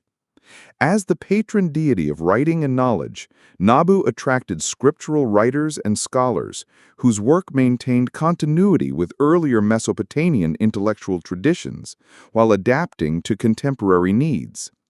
The god's temple at Bosepa became a major center for ancient library copying and study, with a library that rivaled the collection of Ashurbanipal in scope and scholarly sophistication. The integration of foreign deities into traditional Anunnaki structures during the period of cultural exchange demonstrated the flexibility and adaptability that enabled Mesopotamian religious traditions to survive political upheavals and demographic shifts. The Persian period texts of Babylon show how Ahura Mazda and other Zoroastrian deities were incorporated into the existing divine hierarchy by introducing them to the established Anunnaki, or by assigning them to special roles that complemented traditional functions.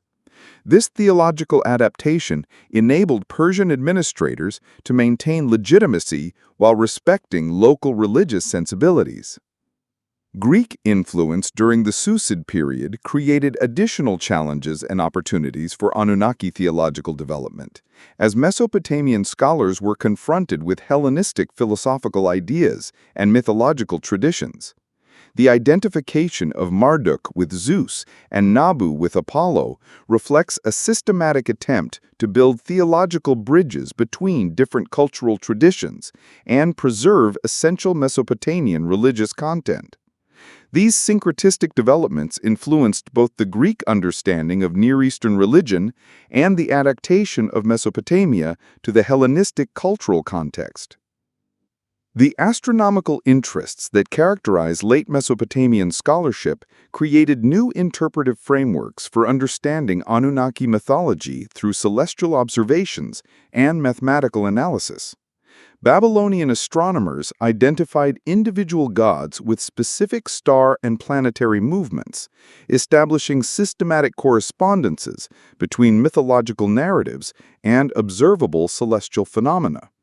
These scientific methods of religious interpretation influenced both indigenous theological developments and the transmission of Mesopotamian astronomical knowledge to Greek and later Islamic scholars.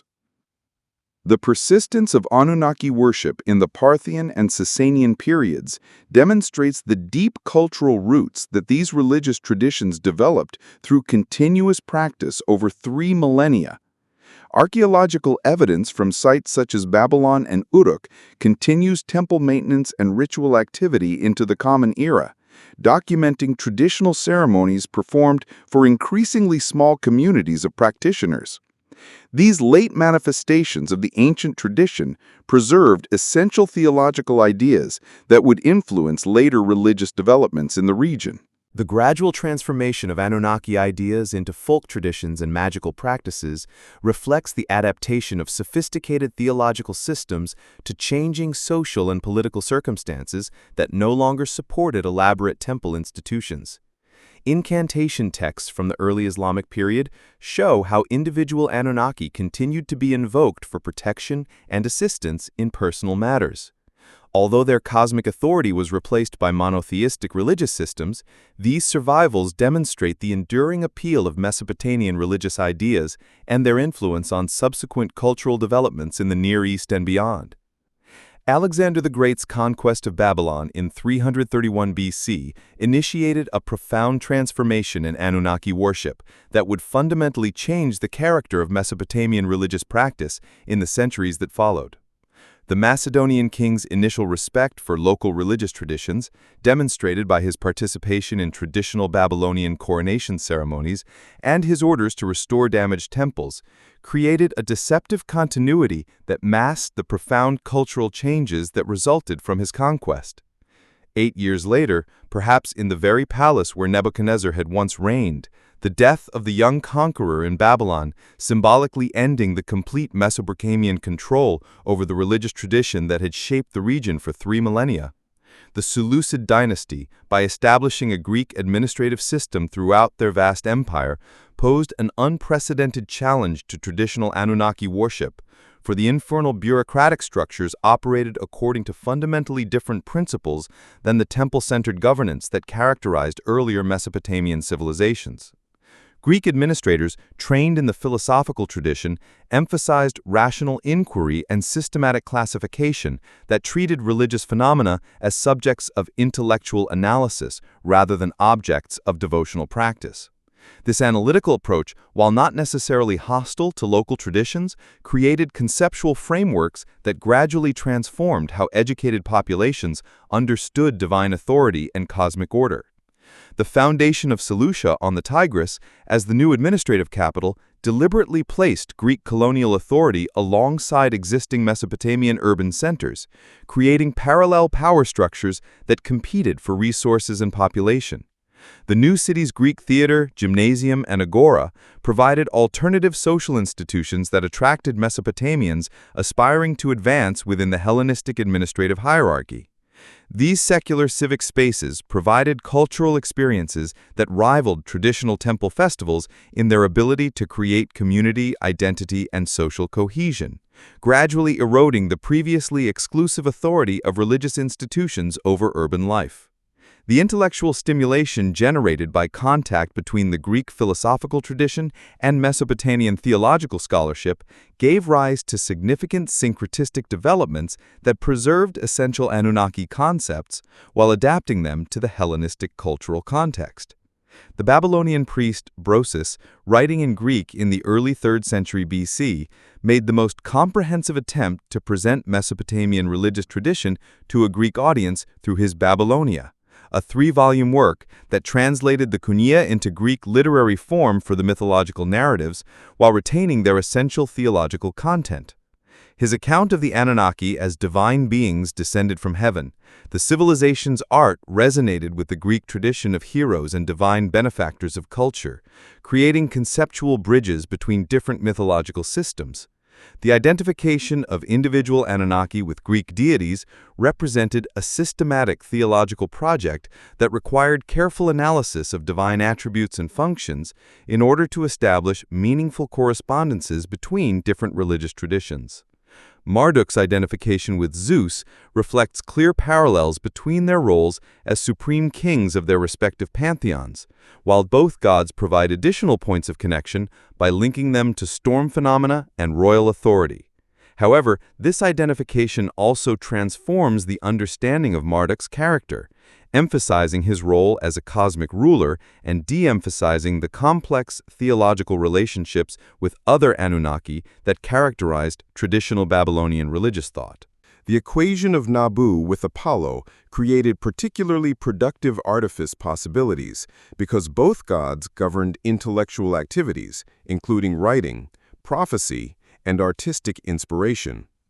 The Greek gods' association with the Delphic oracle provided a familiar framework for understanding Nabu's role in prophecy, while his patronage of poetry and music resonates with the Mesopotamian gods' connections to scholarship and written activity.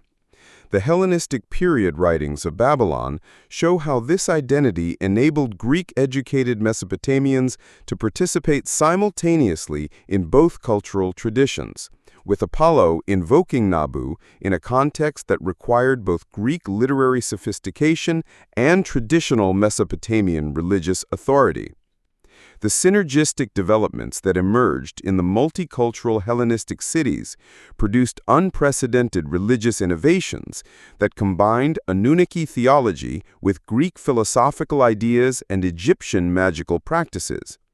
The city of Duro-Europos, founded by the Seleucids around 300 BC on the banks of the Euphrates, provides archaeological evidence of this religious creativity through a temple complex containing multiple traditions within a shared architectural space.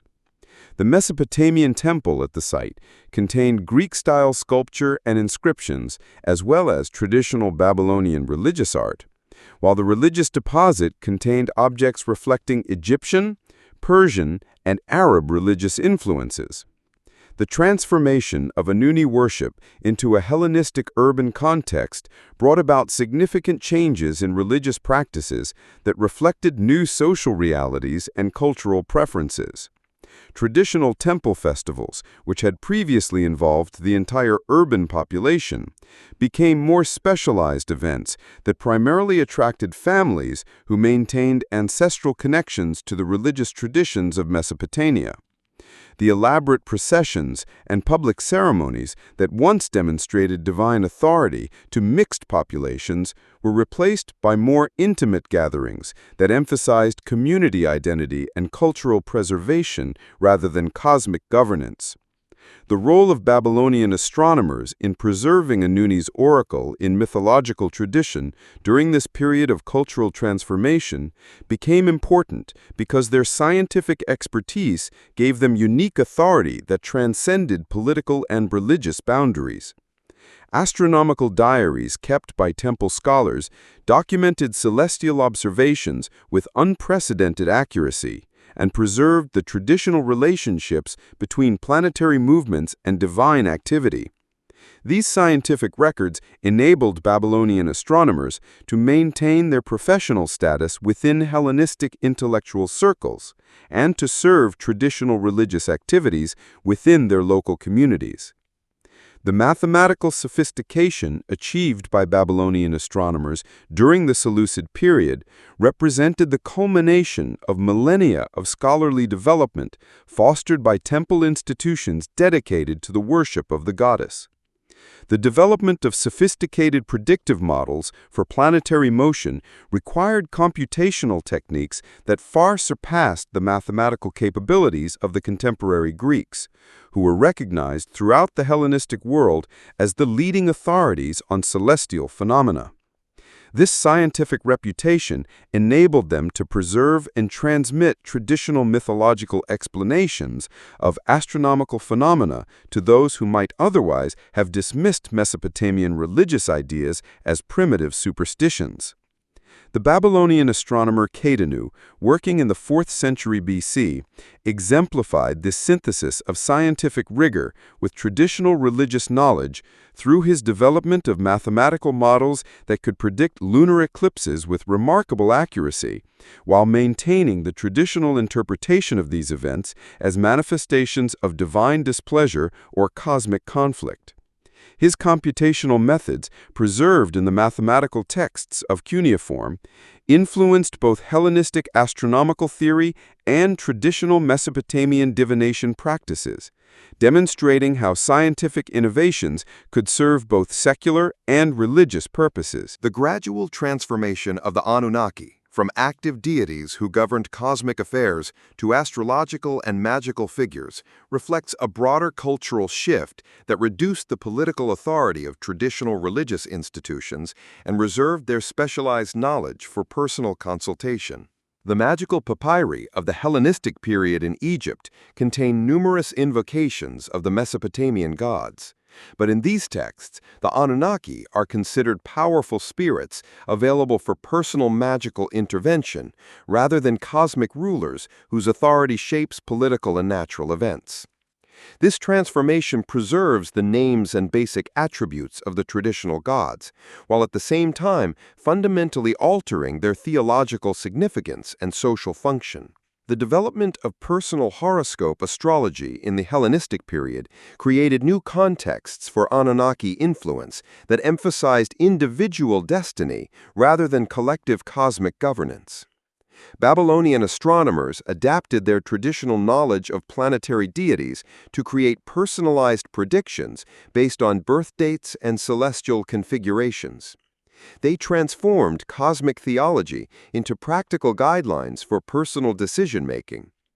This personalization of divine influence reflected a broader Hellenistic cultural trend that emphasized individual achievement and personal religious experience over communal identity and public ritual. The magical traditions that emerged from this transformation viewed individual astrologers as specialized supernatural agents whose powers could be accessed through appropriate ritual procedures and spells. Marduk's authority over cosmic order made him particularly valuable for magical practices designed to impose control over chaotic situations, while Enki's knowledge and connection to technological knowledge attracted practitioners seeking solutions to complex practical problems. These magical applications preserved detailed knowledge of traditional divine attributes and adapted them to serve individual rather than communal needs. The persistence of non-cuneiform literacy within specialized scholarly communities enabled the continued copying and study of traditional Anunnaki texts long after Aramaic and Greek became the dominant languages for most administrative and commercial purposes. The latest cuneiform tablets from Babylon in the 1st century AD include astronomical and mathematical texts as well as copies of classical mythological works, indicating that traditional religious literature was valued by scholarly communities even as its wider social relevance declined. The influence of Mesopotamian astronomical and astrological knowledge on Hellenistic intellectual culture created indirect channels through which Anunnaki ideas reached Mediterranean audiences who had no direct contact with Mesopotamian religious traditions. Greek astronomical texts incorporated Babylonian calculation methods and observational data, often preserving the names of traditional gods for the formation of planets and stars. This scientific transmission ensured that Anunnaki nomenclature and basic mythological associations would influence Western astronomical and astrological traditions for centuries after the collapse of the Mesopotamian temple institution. Jewish communities remaining in Mesopotamia after the Babylonian exile developed complex relationships with traditional Anunnaki worship that involved both a rejection of polytheistic theology and an adaptation of Mesopotamian religious ideas to a monotheistic framework. Daniel's references to Babylonian religious practice demonstrate a detailed knowledge of temple rituals and divine hierarchy.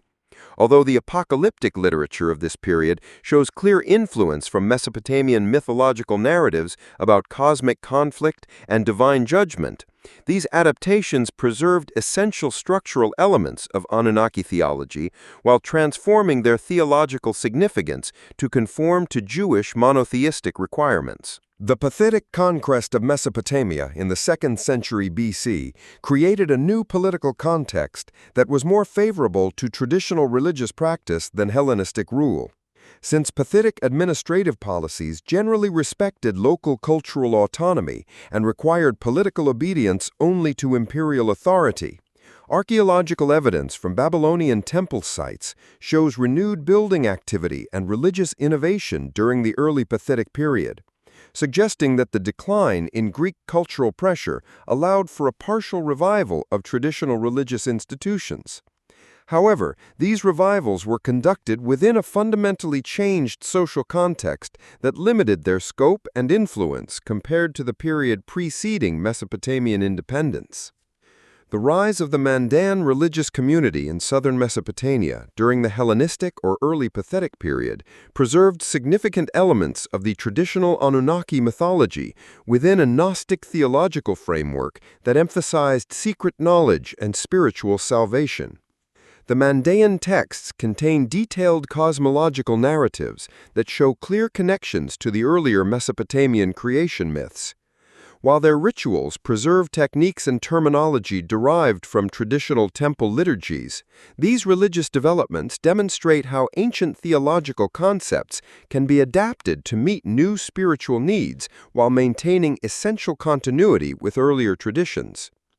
The influence of Zoroastrian religious ideas on the religious development of late Mesopotamia created additional artificial possibilities that combined Anunnaki theology with Persian dualistic cosmology and eschatological expectations. Writings from the Sasanian period show how traditional Mesopotamian gods were incorporated into the Zoroastrian cosmological hierarchy as divine beings serving the cosmic authority of Yazatas, or Ahura Mazda. This theological integration made it possible to continue the veneration of traditional deities within a framework that met Persian religious needs, while at the same time preserving essential elements of Mesopotamian religious identity. The transformation of Anunnaki worship in the Hellenistic period did not simply represent a general decline or cultural assimilation. It involved a creative adaptation of the ancient religious tradition to new social and intellectual contexts that preserved essential theological insights and continued cultural relevance. The scientific achievements of Babylonian astronomers, the development of artificial religions in multicultural cities, and the preservation of traditional knowledge through specialist scholarly communities all contributed to ensuring that Mesopotamian religious ideas would continue to influence subsequent cultural developments long after the collapse of the political and social institutions that dominated them.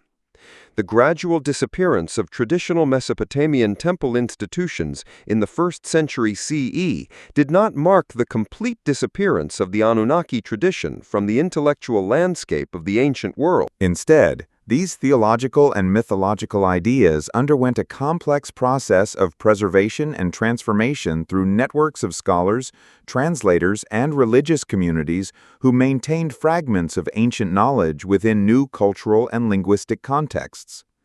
The transmission of Mesopotamian knowledge in late antiquity took place through multiple channels that often operated independently of each other, creating a variety of sources that preserve different aspects of Anunnaki tradition according to their specific intellectual interests and cultural requirements. The Syriac Christian communities that emerged in northern Mesopotamia in the 3rd and 4th centuries AD played a significant role in preserving the astronomical and mathematical knowledge that had developed primarily within the Anunnaki temple complex.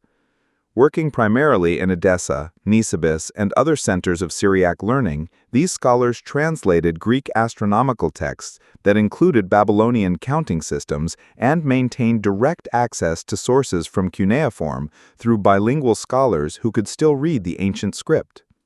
The Syriac translation of the Tawamir al-Majist, completed in the 6th century, preserved the Babylonian star catalog and planetary theory, with the names of traditional gods and mythological associations, ensuring that the Anunnaki nomenclature would influence astronomical terminology throughout the Middle Ages.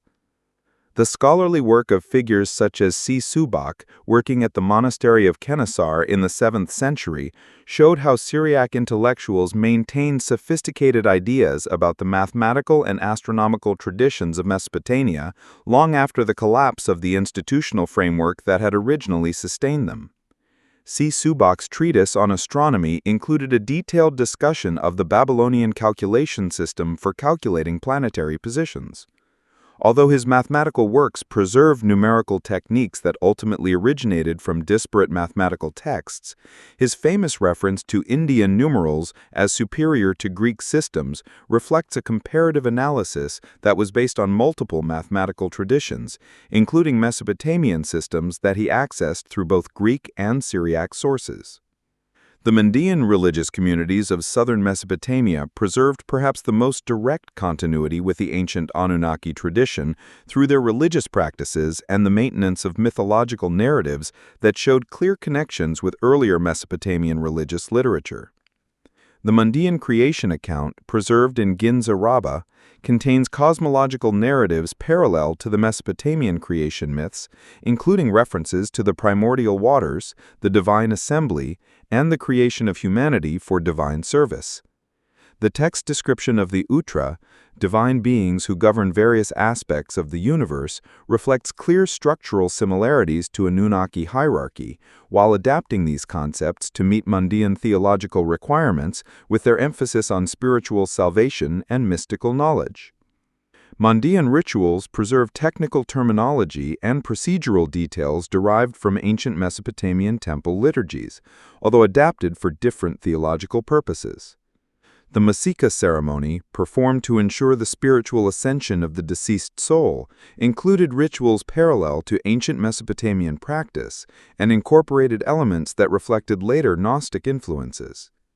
The priest's use of specific incantations and rituals during these ceremonies preserved traditional techniques for divine communication that had originally developed within a Anunnaki temple complex, demonstrating remarkable continuity over more than a millennium of cultural and political transformation.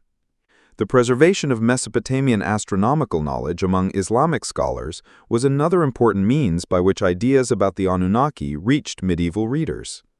The translation movement that developed in Baghdad in the 8th and 9th century CE brought together scholars from diverse cultural backgrounds who collaborated to translate Greek, Persian, and Sanskrit scientific texts into Arabic, and also gained access to indigenous Mesopotamian sources that had survived in various forms.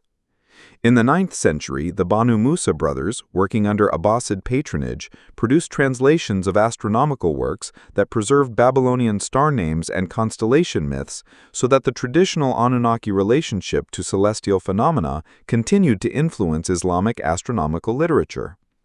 The great astronomer al-Battani, who worked in northern Mesopotamia in the late 9th and early 10th centuries, exemplified the sophisticated synthesis of diverse astronomical traditions that characterized Islamic scientific culture.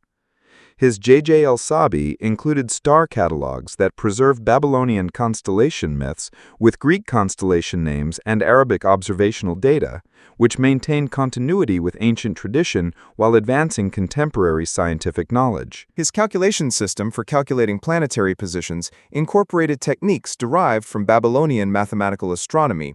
Although adapted and refined through centuries of scholarly development, the Huronian community in ancient Haran represents a remarkable example of direct religious continuity with the ancient Mesopotamian tradition, maintaining temple worship and philosophical schools that preserved elements of traditional planetary theology into the Islamic period. These scholars, who identified themselves as Sabians, maintained sophisticated astronomical and mathematical knowledge that they claimed to derive from the ancient Mesopotamian knowledge tradition. Their temple complexes contained libraries containing texts in multiple languages that preserved traditional knowledge about planetary influences and divine hierarchy. Although adapted to conform to the monotheistic requirements imposed by Islamic political authority, the influence of Huronian scholars on medieval Islamic intellectual culture extended beyond their small religious communities, through their roles as translators, astronomers, and court advisors, who brought ancient Mesopotamian knowledge into contact with contemporary scientific and philosophical developments. Thabit ibn Qurra, the most famous Huronian scholar of the 9th century, produced translations of mathematical and astronomical texts that preserved traditional methods of calculation while also conducting fundamental research that advanced contemporary understandings of planetary motion and mathematical theory. His work on the precession of the equinoxes incorporated observational data that were ultimately derived from Babylonian astronomical records, demonstrating how ancient knowledge could contribute to contemporary scientific progress. The preservation of Mesopotamian medical knowledge within the circle of Islamic scholars provided another means by which traditional knowledge related to Anunnaki temple medicine reached medieval audiences. Translations of Greek medical texts that incorporated earlier Mesopotamian medicinal knowledge ensured that traditional remedies and diagnostic techniques would continue to influence medical practice throughout the Islamic world. The work of Hunayn ibn Ishaq and other translators preserves detailed knowledge of plant-based medicines and surgical procedures that had originally developed within the temple medical schools, although adapted to meet the needs of the Islamic urban population rather than the traditional religious community. The Ghayat al-Hakim, written by the Cordoban scholar Maslama al-Madriti, contained detailed instructions for the invocation of planetary spirits that showed clear links to traditional Anunnaki worship, including specific ritual procedures and incantations that preserved ancient terminology and symbolic relationships. These magical texts considered traditional deities as powerful spiritual entities who could be contacted through appropriate rituals, retaining essential elements of ancient religious practice but adapted for private rather than public purposes. The influence of Mesopotamian astrological traditions on medieval Islamic and Christian cultures was carried out through multiple channels that preserved different aspects of traditional knowledge according to their specific cultural requirements. Abu Mashar al-Balkhi's Kitab al-Ulf incorporates extensive material derived from Babylonian astrological sources, including detailed descriptions of planetary influences and predictive techniques that maintain the traditional relationship between celestial events and earthly phenomena.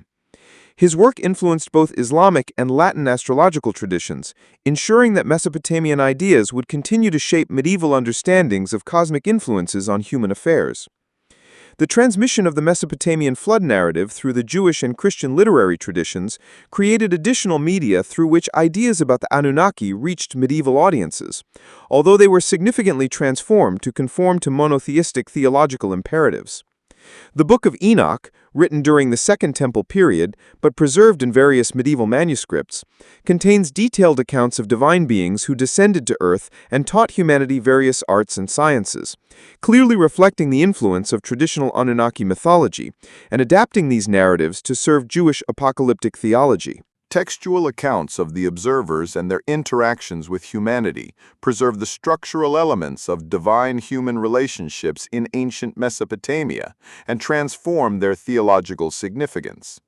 Medieval Christian chronological traditions preserve fragments of Mesopotamian historical and mythological narratives, including elements from Berosa and other Hellenistic sources that attempted to present the Babylonian tradition to a Greek audience. The Chronicle of Michael the Syrian, written in the 12th century, contains references to antediluvian rulers and divine beings that reflect traditional Mesopotamian king lists and mythological narratives. Although interpreted within a Christian theological framework that emphasizes divine destiny and human salvation, these chronological works preserve traditional chronological information and narrative structures and adapt them for Christian historical and theological purposes. The influence of Mesopotamian architectural and artistic traditions on medieval Islamic, religious, and secular buildings has created visible channels through which traditional symbolic relationships influence cultural expression. The use of the step tower design in medieval Islamic architecture reflects the influence of ancient ziggurat construction.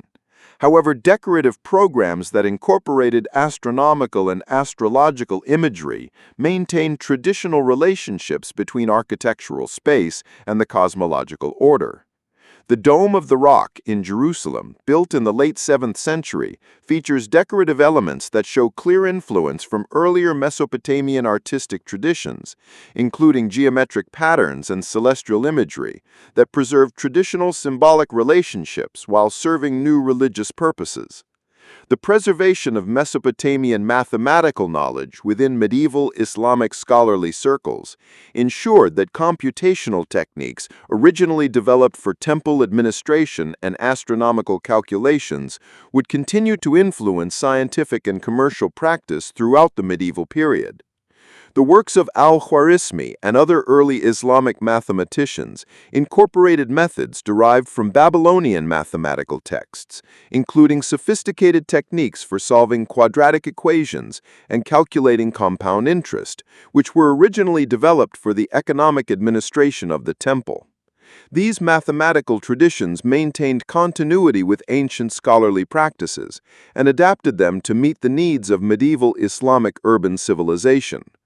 The influence of the Mesopotamian legal tradition on medieval Islamic jurisprudence operated through complex channels that preserved some methodological and conceptual elements and transformed their theological and social significance. The development of Islamic commercial law included principles that showed clear connections to earlier Mesopotamian legal traditions, including sophisticated methods for contract formation, dispute resolution, and commercial partnerships that had originally developed within the temple-centered economic system. These legal traditions maintained practical continuity with ancient commercial practices and adapted them to meet the needs of medieval Islamic trade networks. The mystical traditions that emerged within medieval Islamic culture included elements that showed clear connections to earlier Mesopotamian religious practices, particularly in methods of divine communication and spiritual transformation. The writings of Sufi writers such as Ibn Arabi contained cosmological assumptions that reflected the influence of traditional Mesopotamian theological concepts, including detailed descriptions of divine hierarchies and cosmic structures that preserved essential elements of ancient religious thought and adapted them to serve Islamic mystical purposes.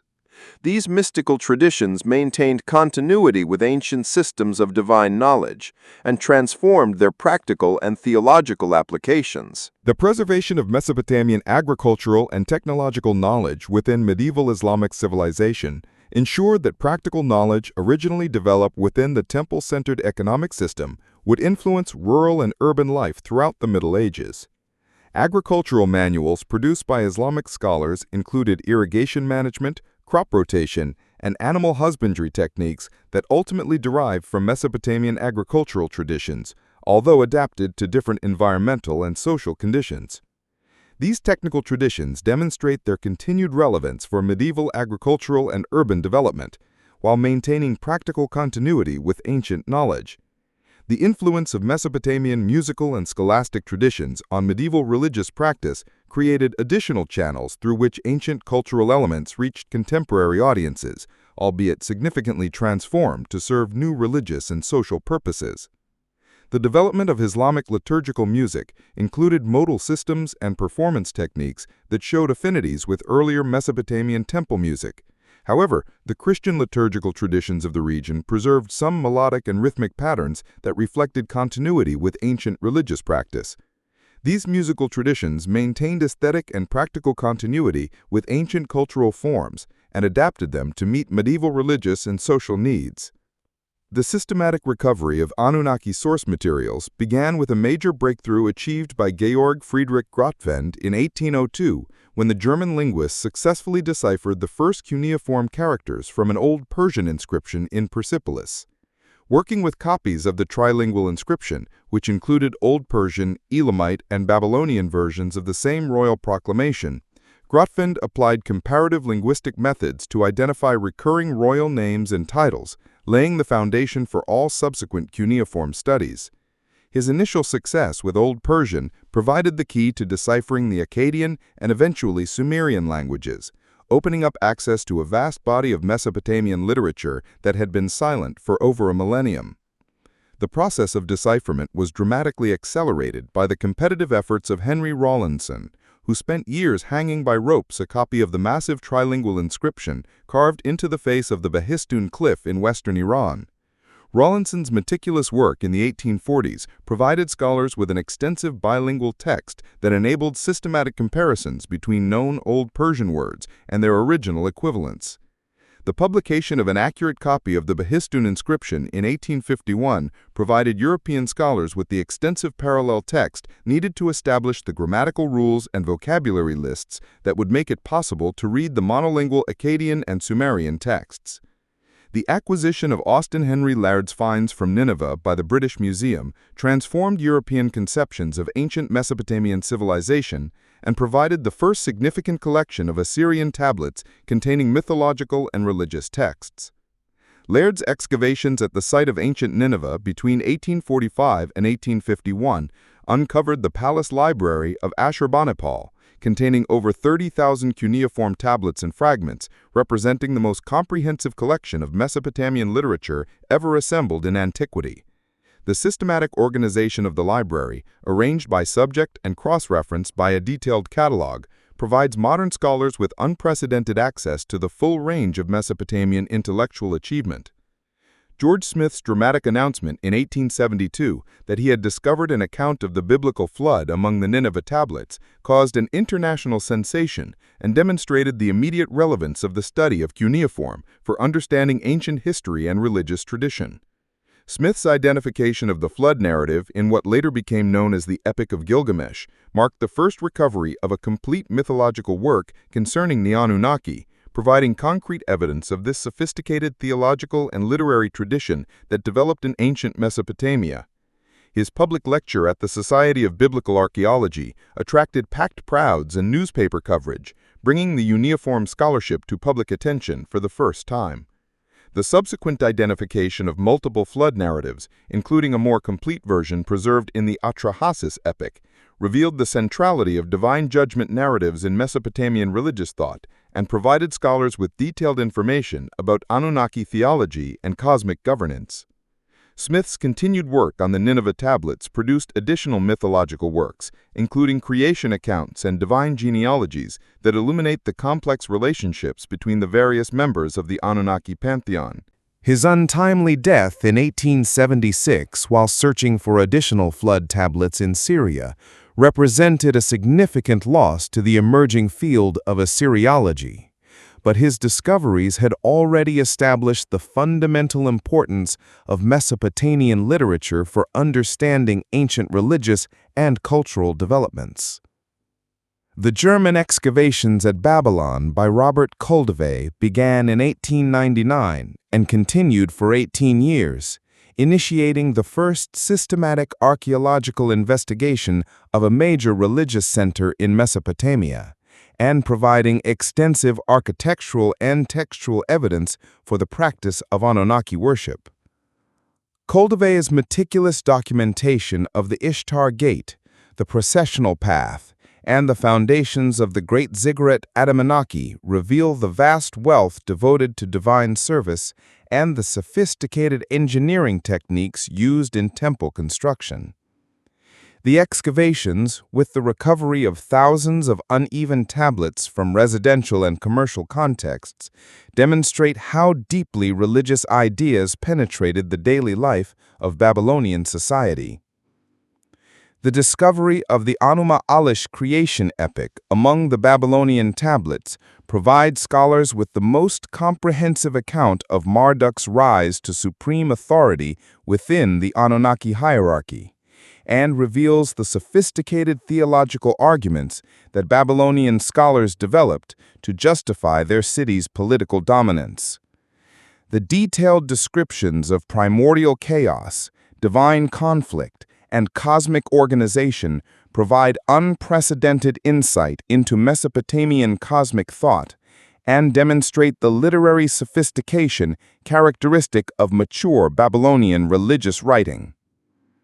The 7 tablets of this text, each containing approximately 150 carefully arranged lines of poetry, are among the longest and most complex literary works recovered from ancient Mesopotamia.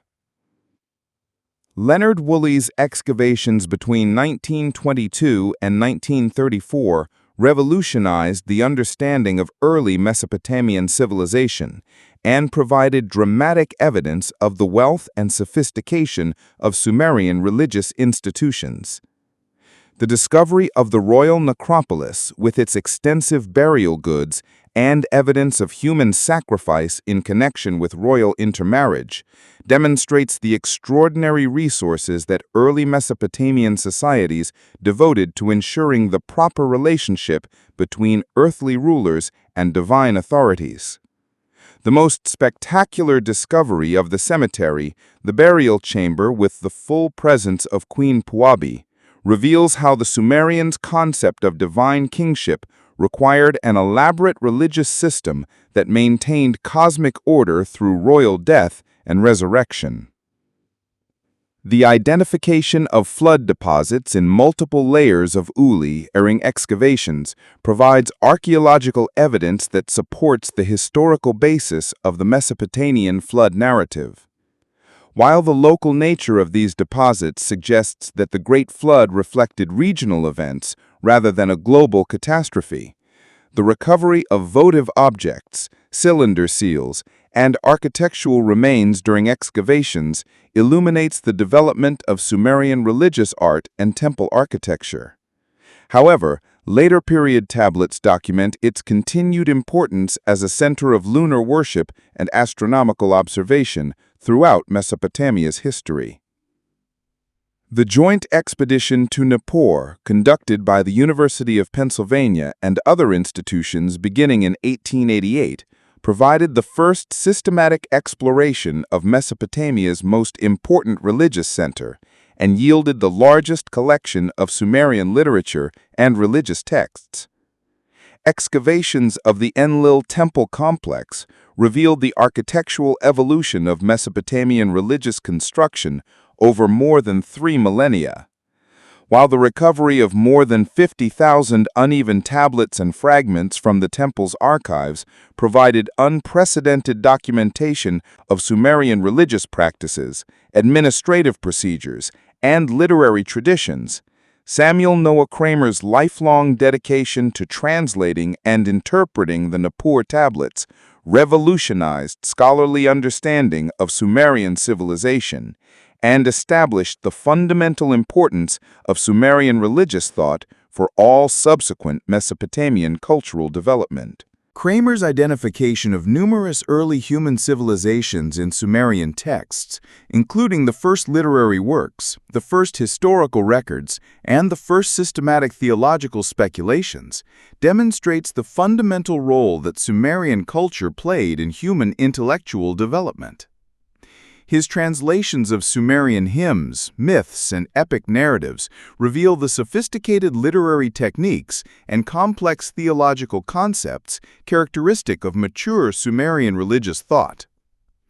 Kramer's work on Sumerian creation myths, including the work known as The Dispute Between the Grain and the Sheep, illuminates the practical concerns that underpinned Mesopotamian theological speculation and shows that religious narratives provided explanations and justifications for the agricultural and pastoral activities that sustained urban civilizations. His translations of the texts describing the sacred marriage between Inanna and Dumudzi provide detailed information about the rituals that renewed divine authority and ensured agricultural fertility. His work on the Sumerian flood narrative reveals the theological tensions that led to divine decisions to destroy and rebuild human civilization. Thorold Jacobson's comparative analysis of Mesopotamian religious development provides a theoretical framework that enables scholars to understand the evolution of the Anu theology from its early Sumerian origins to its final transformation in the Hellenistic period. The identification of distinct phases of Mesopotamian religious thought, from the early democracy of the gods to the later emphasis on personal divine superiority, explains how changing political and social circumstances influenced theological development while maintaining essential continuity in basic religious concepts. Jacobson's detailed analysis of Mesopotamian creation myths revealed the complex political metaphors that lay hidden beneath apparently simple mythological narratives, showing how stories of divine conflict and cosmic organization reflected contemporary concerns about earthly governance and social order. His work on the Atrahasis epic illuminated the economic and demographic pressures that shaped Mesopotamian thinking about divine-human relations. His analysis of the Enuma Elish revealed the theological innovations that enabled Babylonian scholars to adapt traditional religious ideas to meet imperial political needs. The discovery of the Sultan Library in southeastern Turkey during excavations conducted by Satan Lloyd and Nuri Gökçe in the 1950s provided scholars with additional copies of major Mesopotamian literary works and revealed the extent to which traditional religious texts were preserved and studied in provincial centers throughout the Assyrian Empire. The library's collection of canonical literary works, which included multiple copies of the Epic of Gilgamesh and various Anunnaki hymns, is evidence of the systematic efforts made by Assyrian scholars to preserve and standardize Mesopotamian religious literature. The Sultan tablets included commentaries and scholarly analyses of classical texts that revealed the sophisticated interpretive techniques developed by ancient scholars to understand complex mythological and theological concepts. These commentaries provide modern scholars with ancient explanations of obscure references and technical terms, enabling more accurate translation and interpretation of major literary works. The library's preservation of both canonical text and scholarly commentaries demonstrates the continuity of the intellectual tradition that sustained Mesopotamian religious and literary culture through centuries of political upheaval. The French excavations at Mari, conducted by André Perrault in 1933, uncovered a major administrative center of the Old Babylonian period and provided extensive documentation of religious practices and political relations during a crucial period in Mesopotamian history. The Mari letters contained detailed accounts of prophetic activity and divine communication that revealed how Mesopotamian rulers maintained relationships with patron deities and sought divine guidance for political and military decisions. These texts provided concrete evidence for the practical operation of theological concepts previously known primarily through literary and mythological sources. showing how beliefs about divine authority were transformed into actual political and administrative practices. The recovery of early literary texts from various sites in Mesopotamia has enabled scholars to trace the development of the Anunnaki mythology through different periods and regions, revealing both continuity and innovation in religious thought over more than 2 millennia.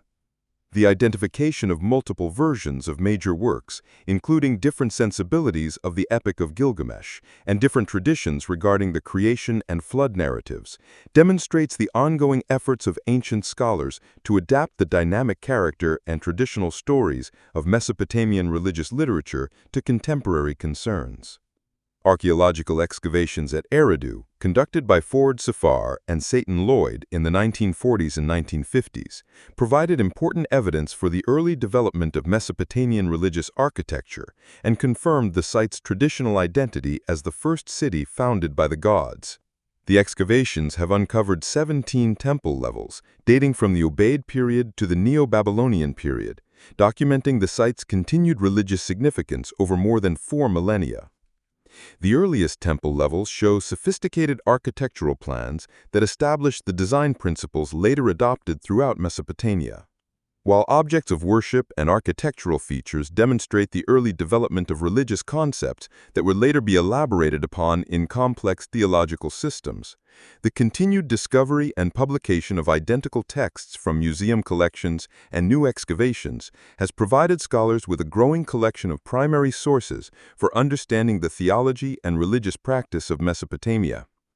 Major textual additions, including the ongoing Chicago Assyrian Dictionary Project and the Pennsylvania Sumerian Dictionary, have made possible increasingly sophisticated analyses of religious terminology and theological concepts, while improved understanding of the historical development of Mesopotamia has enabled a more accurate contextualization of religious texts within their original cultural and political environments.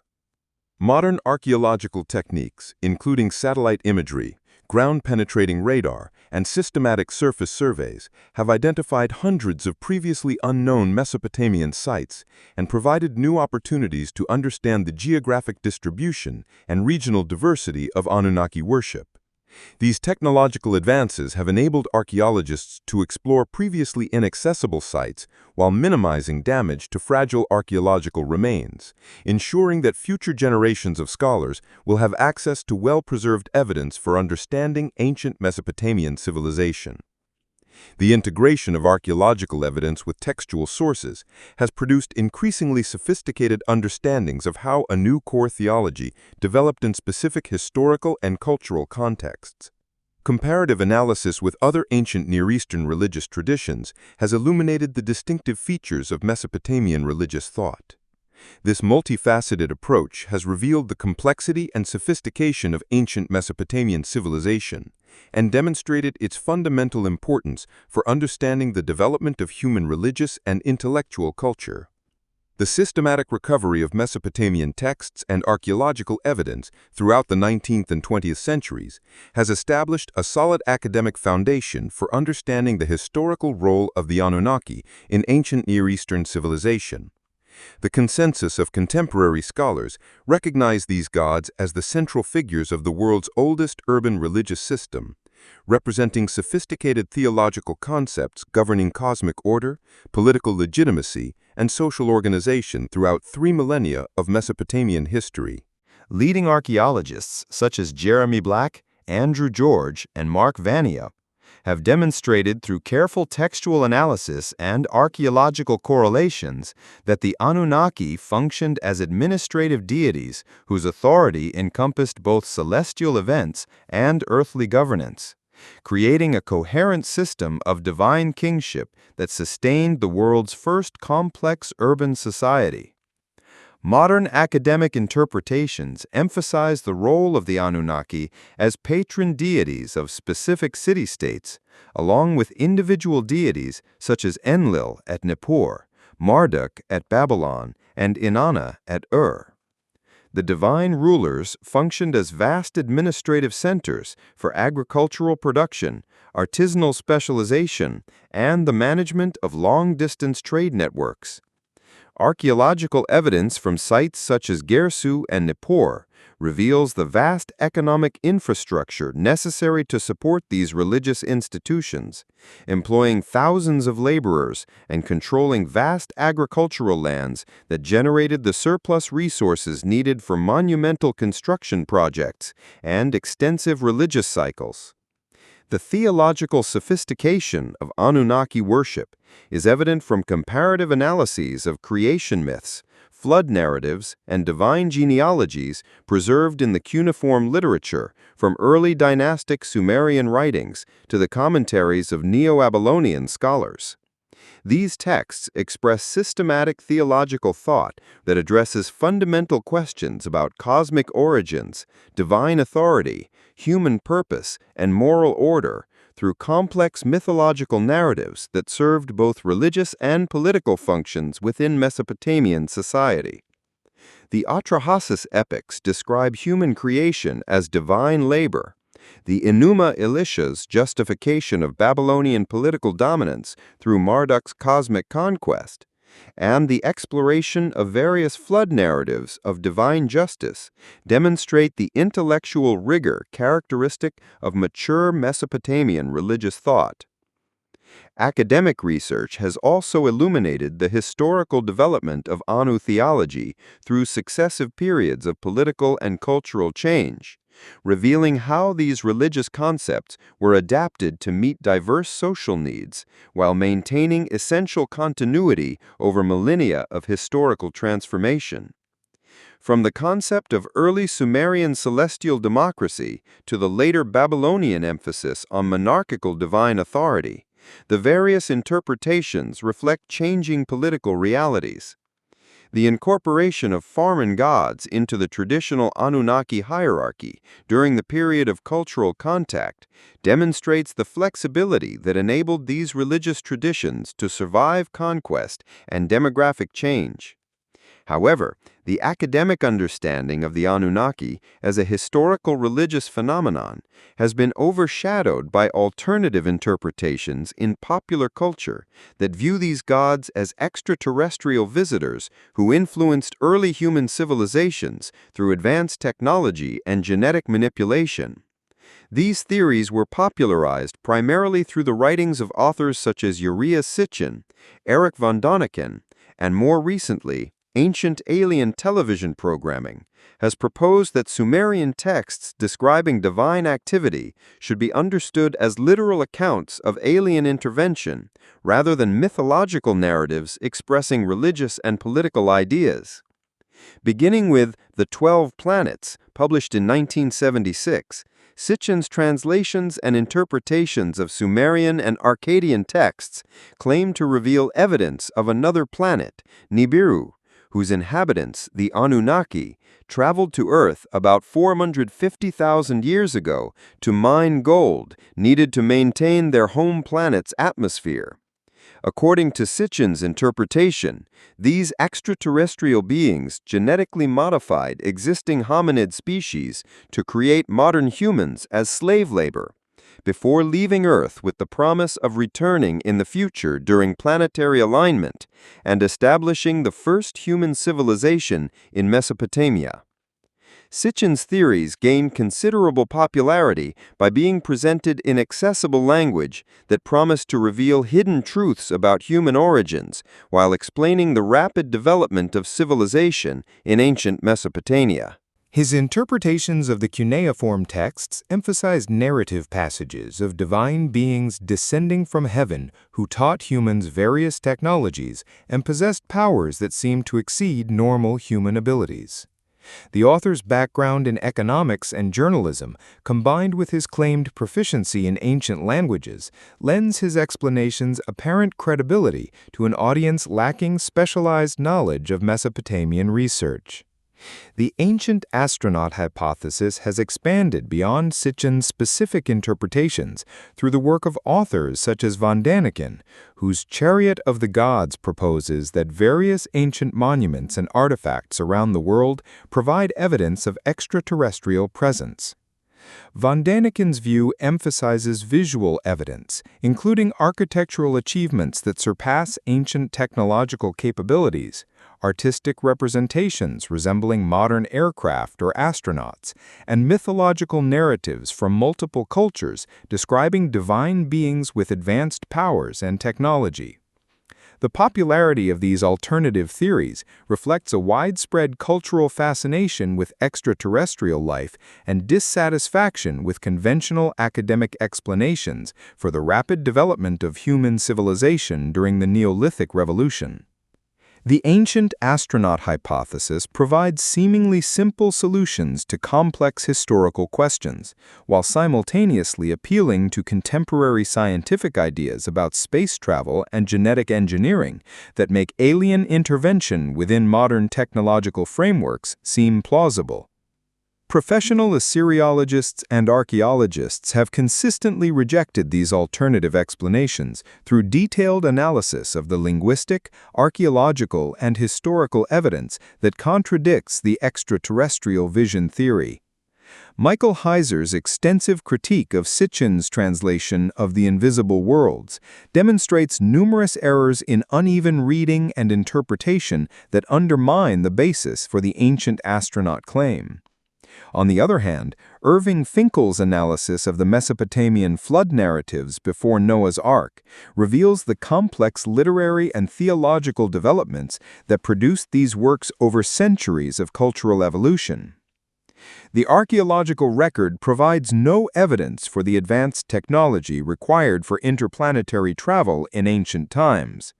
On the other hand, the gradual development of Mesopotamian civilization in successive cultural stages contradicts claims of sudden technological advances through extraterrestrial intervention. Excavations at sites such as Tel Aswan Shamami and early Uruk reveal the progressive development of agricultural techniques, craft specialization, and urban organization that produced the complex societies documented in later historical periods. Despite academic rejection, ancient astronaut theories have deeply influenced popular culture through their inclusion in science fiction literature, television programming, and internet-based alternative history communities. The History Channel's Ancient Aliens series, which has produced over 200 episodes since 2009, presents these theories as legitimate scientific hypotheses worthy of serious consideration, using dramatic reenactments and computer-generated imagery, as well as interviews with proponents to create compelling visual narratives supporting extraterrestrial interpretations of ancient evidence. The series' format typically presents conventional archaeological and historical evidence alongside alternative explanations that emphasize unexplained aspects of ancient achievements, creating a false equivalence between established scholarly consensus and speculative theories lacking empirical support. This presentation strategy appeals to audiences skeptical of academic authority and satisfies entertainment preferences for dramatic narratives that promise revolutionary revelations about human history and cosmic significance. The Anunnaki concept in contemporary literature and speculative fiction extends beyond ancient astronaut theory through its inclusion in fantasy and science fiction narratives that draw inspiration from ancient Mesopotamian mythology and adapt these concepts for modern storytelling purposes. Authors such as Neil Gaiman in American Gods and Kim Stanley Robinson in The Year of Rice and Salt have incorporated Mesopotamian deities into complex narratives, exploring themes of cultural change, religious evolution, and human adaptation to technological advancement. The video game industry has particularly embraced Mesopotamian mythological concepts through games such as Assassin's Creed and Civilization that allow players to interact with historical civilizations and incorporate fictional elements derived from ancient religious traditions. These interactive media create immersive experiences that introduce players to Mesopotamian cultural concepts and transform them into entertainment content that may bear little resemblance to their original historical context. Contemporary neo-pagan and reconstructionist religious movements have attempted to revive authentic Mesopotamian religious practices through careful study of cuneiform sources and archaeological evidence, creating modern religious communities that honor the traditional Anunnaki and adapt ancient practices to contemporary social and legal contexts. The Mesopotamian Reconstructionist movement, although relatively small, includes practitioners who have learned cuneiform script, studied ancient rituals, and created modern adaptations of traditional ceremonies to maintain theological continuity with ancient practices. These contemporary practitioners face significant challenges in reconstructing authentic ancient religious practices from incomplete texts and archaeological sources, as well as adapting traditions developed for ancient city-temple communities to meet the needs of modern individuals and small groups. The absence of continuous traditional transmission has forced modern practitioners to rely on scholarly interpretations of ancient sources, creating religious practices that may differ considerably from their ancient predecessors despite sincere efforts at historical accuracy. The Sumerian Mesopotamian Orthodox Temple movement, founded by practitioners seeking to create authentic reconstructions of ancient religious traditions, has developed rituals based on careful study of anecdotal liturgical texts and archaeological evidence for temple practices. These groups typically emphasize historical accuracy over contemporary spiritual needs, creating religious practices that prioritize authenticity over ancient sources, even when this creates practical difficulties for modern practitioners. Other contemporary groups have taken a more flexible approach that honors Mesopotamian deities and incorporates modern spiritual concepts and practices that meet contemporary religious needs. These integrative movements may combine Anunnaki worship with elements of other ancient traditions, modern occult practices, or New Age spirituality, creating religious systems that draw inspiration from Mesopotamian sources while meeting the spiritual needs of modern practitioners. Academic studies of these contemporary religious movements have revealed complex relationships between historical scholarship and modern spiritual practice, with Reconstructionist groups acting as both consumers and critics of academic research on ancient Mesopotamian religion. These practitioners often have sophisticated knowledge of the origins of the cuneiform and the archaeological evidence that enable them to critically engage with scholarly interpretations while developing their own understanding of ancient religious concepts and practices. The influence of Anunnaki concepts in contemporary culture extends beyond explicit religious or alternative history movements through their incorporation into broader cultural narratives about human origins, technological development, and cosmic significance. The themes of divine creation, technological advancement, and moral judgment that characterize Mesopotamian mythology continue to resonate with modern audiences through their appearances in science fiction, fantasy literature, and popular philosophy that address fundamental questions about human nature and destiny.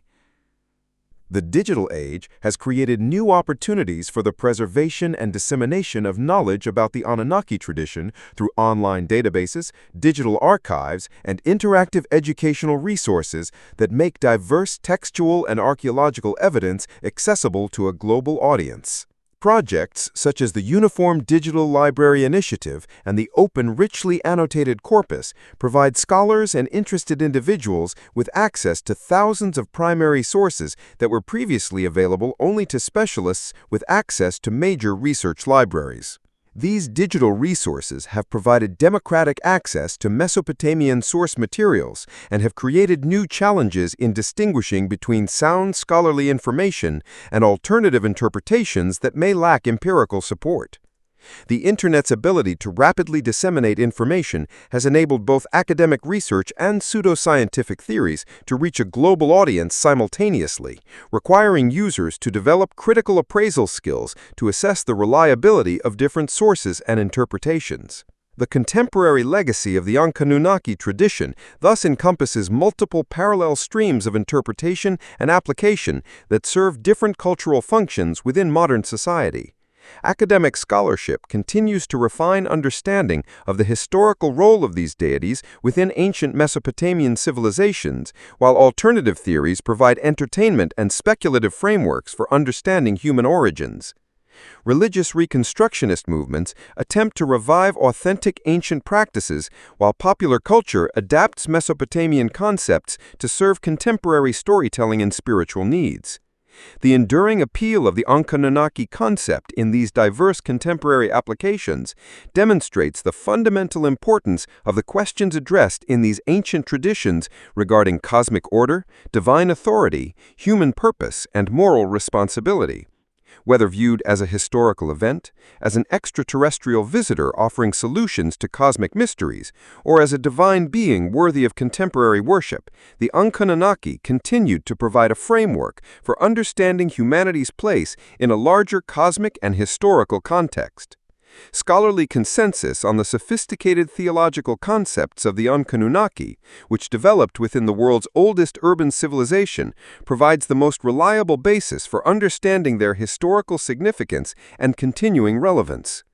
These gods represented humanity's first systematic attempt to understand cosmic order, political authority, and moral responsibility through complex mythological narratives that integrated religious, political, and practical concerns into a broad worldview that sustained urban civilization for 3 millennia. The preservation of Anunnaki tradition through the uneven literary and archaeological remains ensures that these ancient ideas will continue to influence human understanding of religious, political, and cultural developments, regardless of how contemporary interpreters choose to understand their ultimate significance.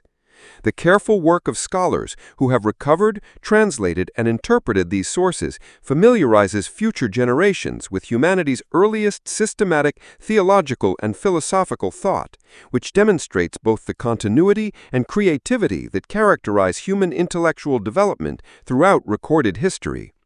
The journey of the Anunnaki from the active gods who ruled the city-states of ancient Mesopotamia to contemporary academic studies, popular speculation, and religious revivals illustrates the complex processes by which ancient cultural traditions adapted to meet new social and intellectual needs while maintaining essential continuity with their historical origins. Their continued presence in modern discourse, whether through scholarly analysis, alternative theories, or contemporary religious practice, testifies to the enduring power of the fundamental questions about human existence, cosmic order, and divine authority that these ancient traditions first systematically addressed more than 5,000 years ago. Please click subscribe to support this channel if what you just heard feels like more than simply a story. If it feels like a door subtly opening to something deeper, if you think that sometimes silence is its own storytelling, and if you think that truth is not always what is on the surface. Not only to accompany us on our upcoming adventures, but also to support the survival of this type of profound narrative in a noisy world. Your one subscription is like a candle burning in the darkness of a silent, memory-filled archive. I appreciate your heartfelt and patient listening. I'll see you in the next story.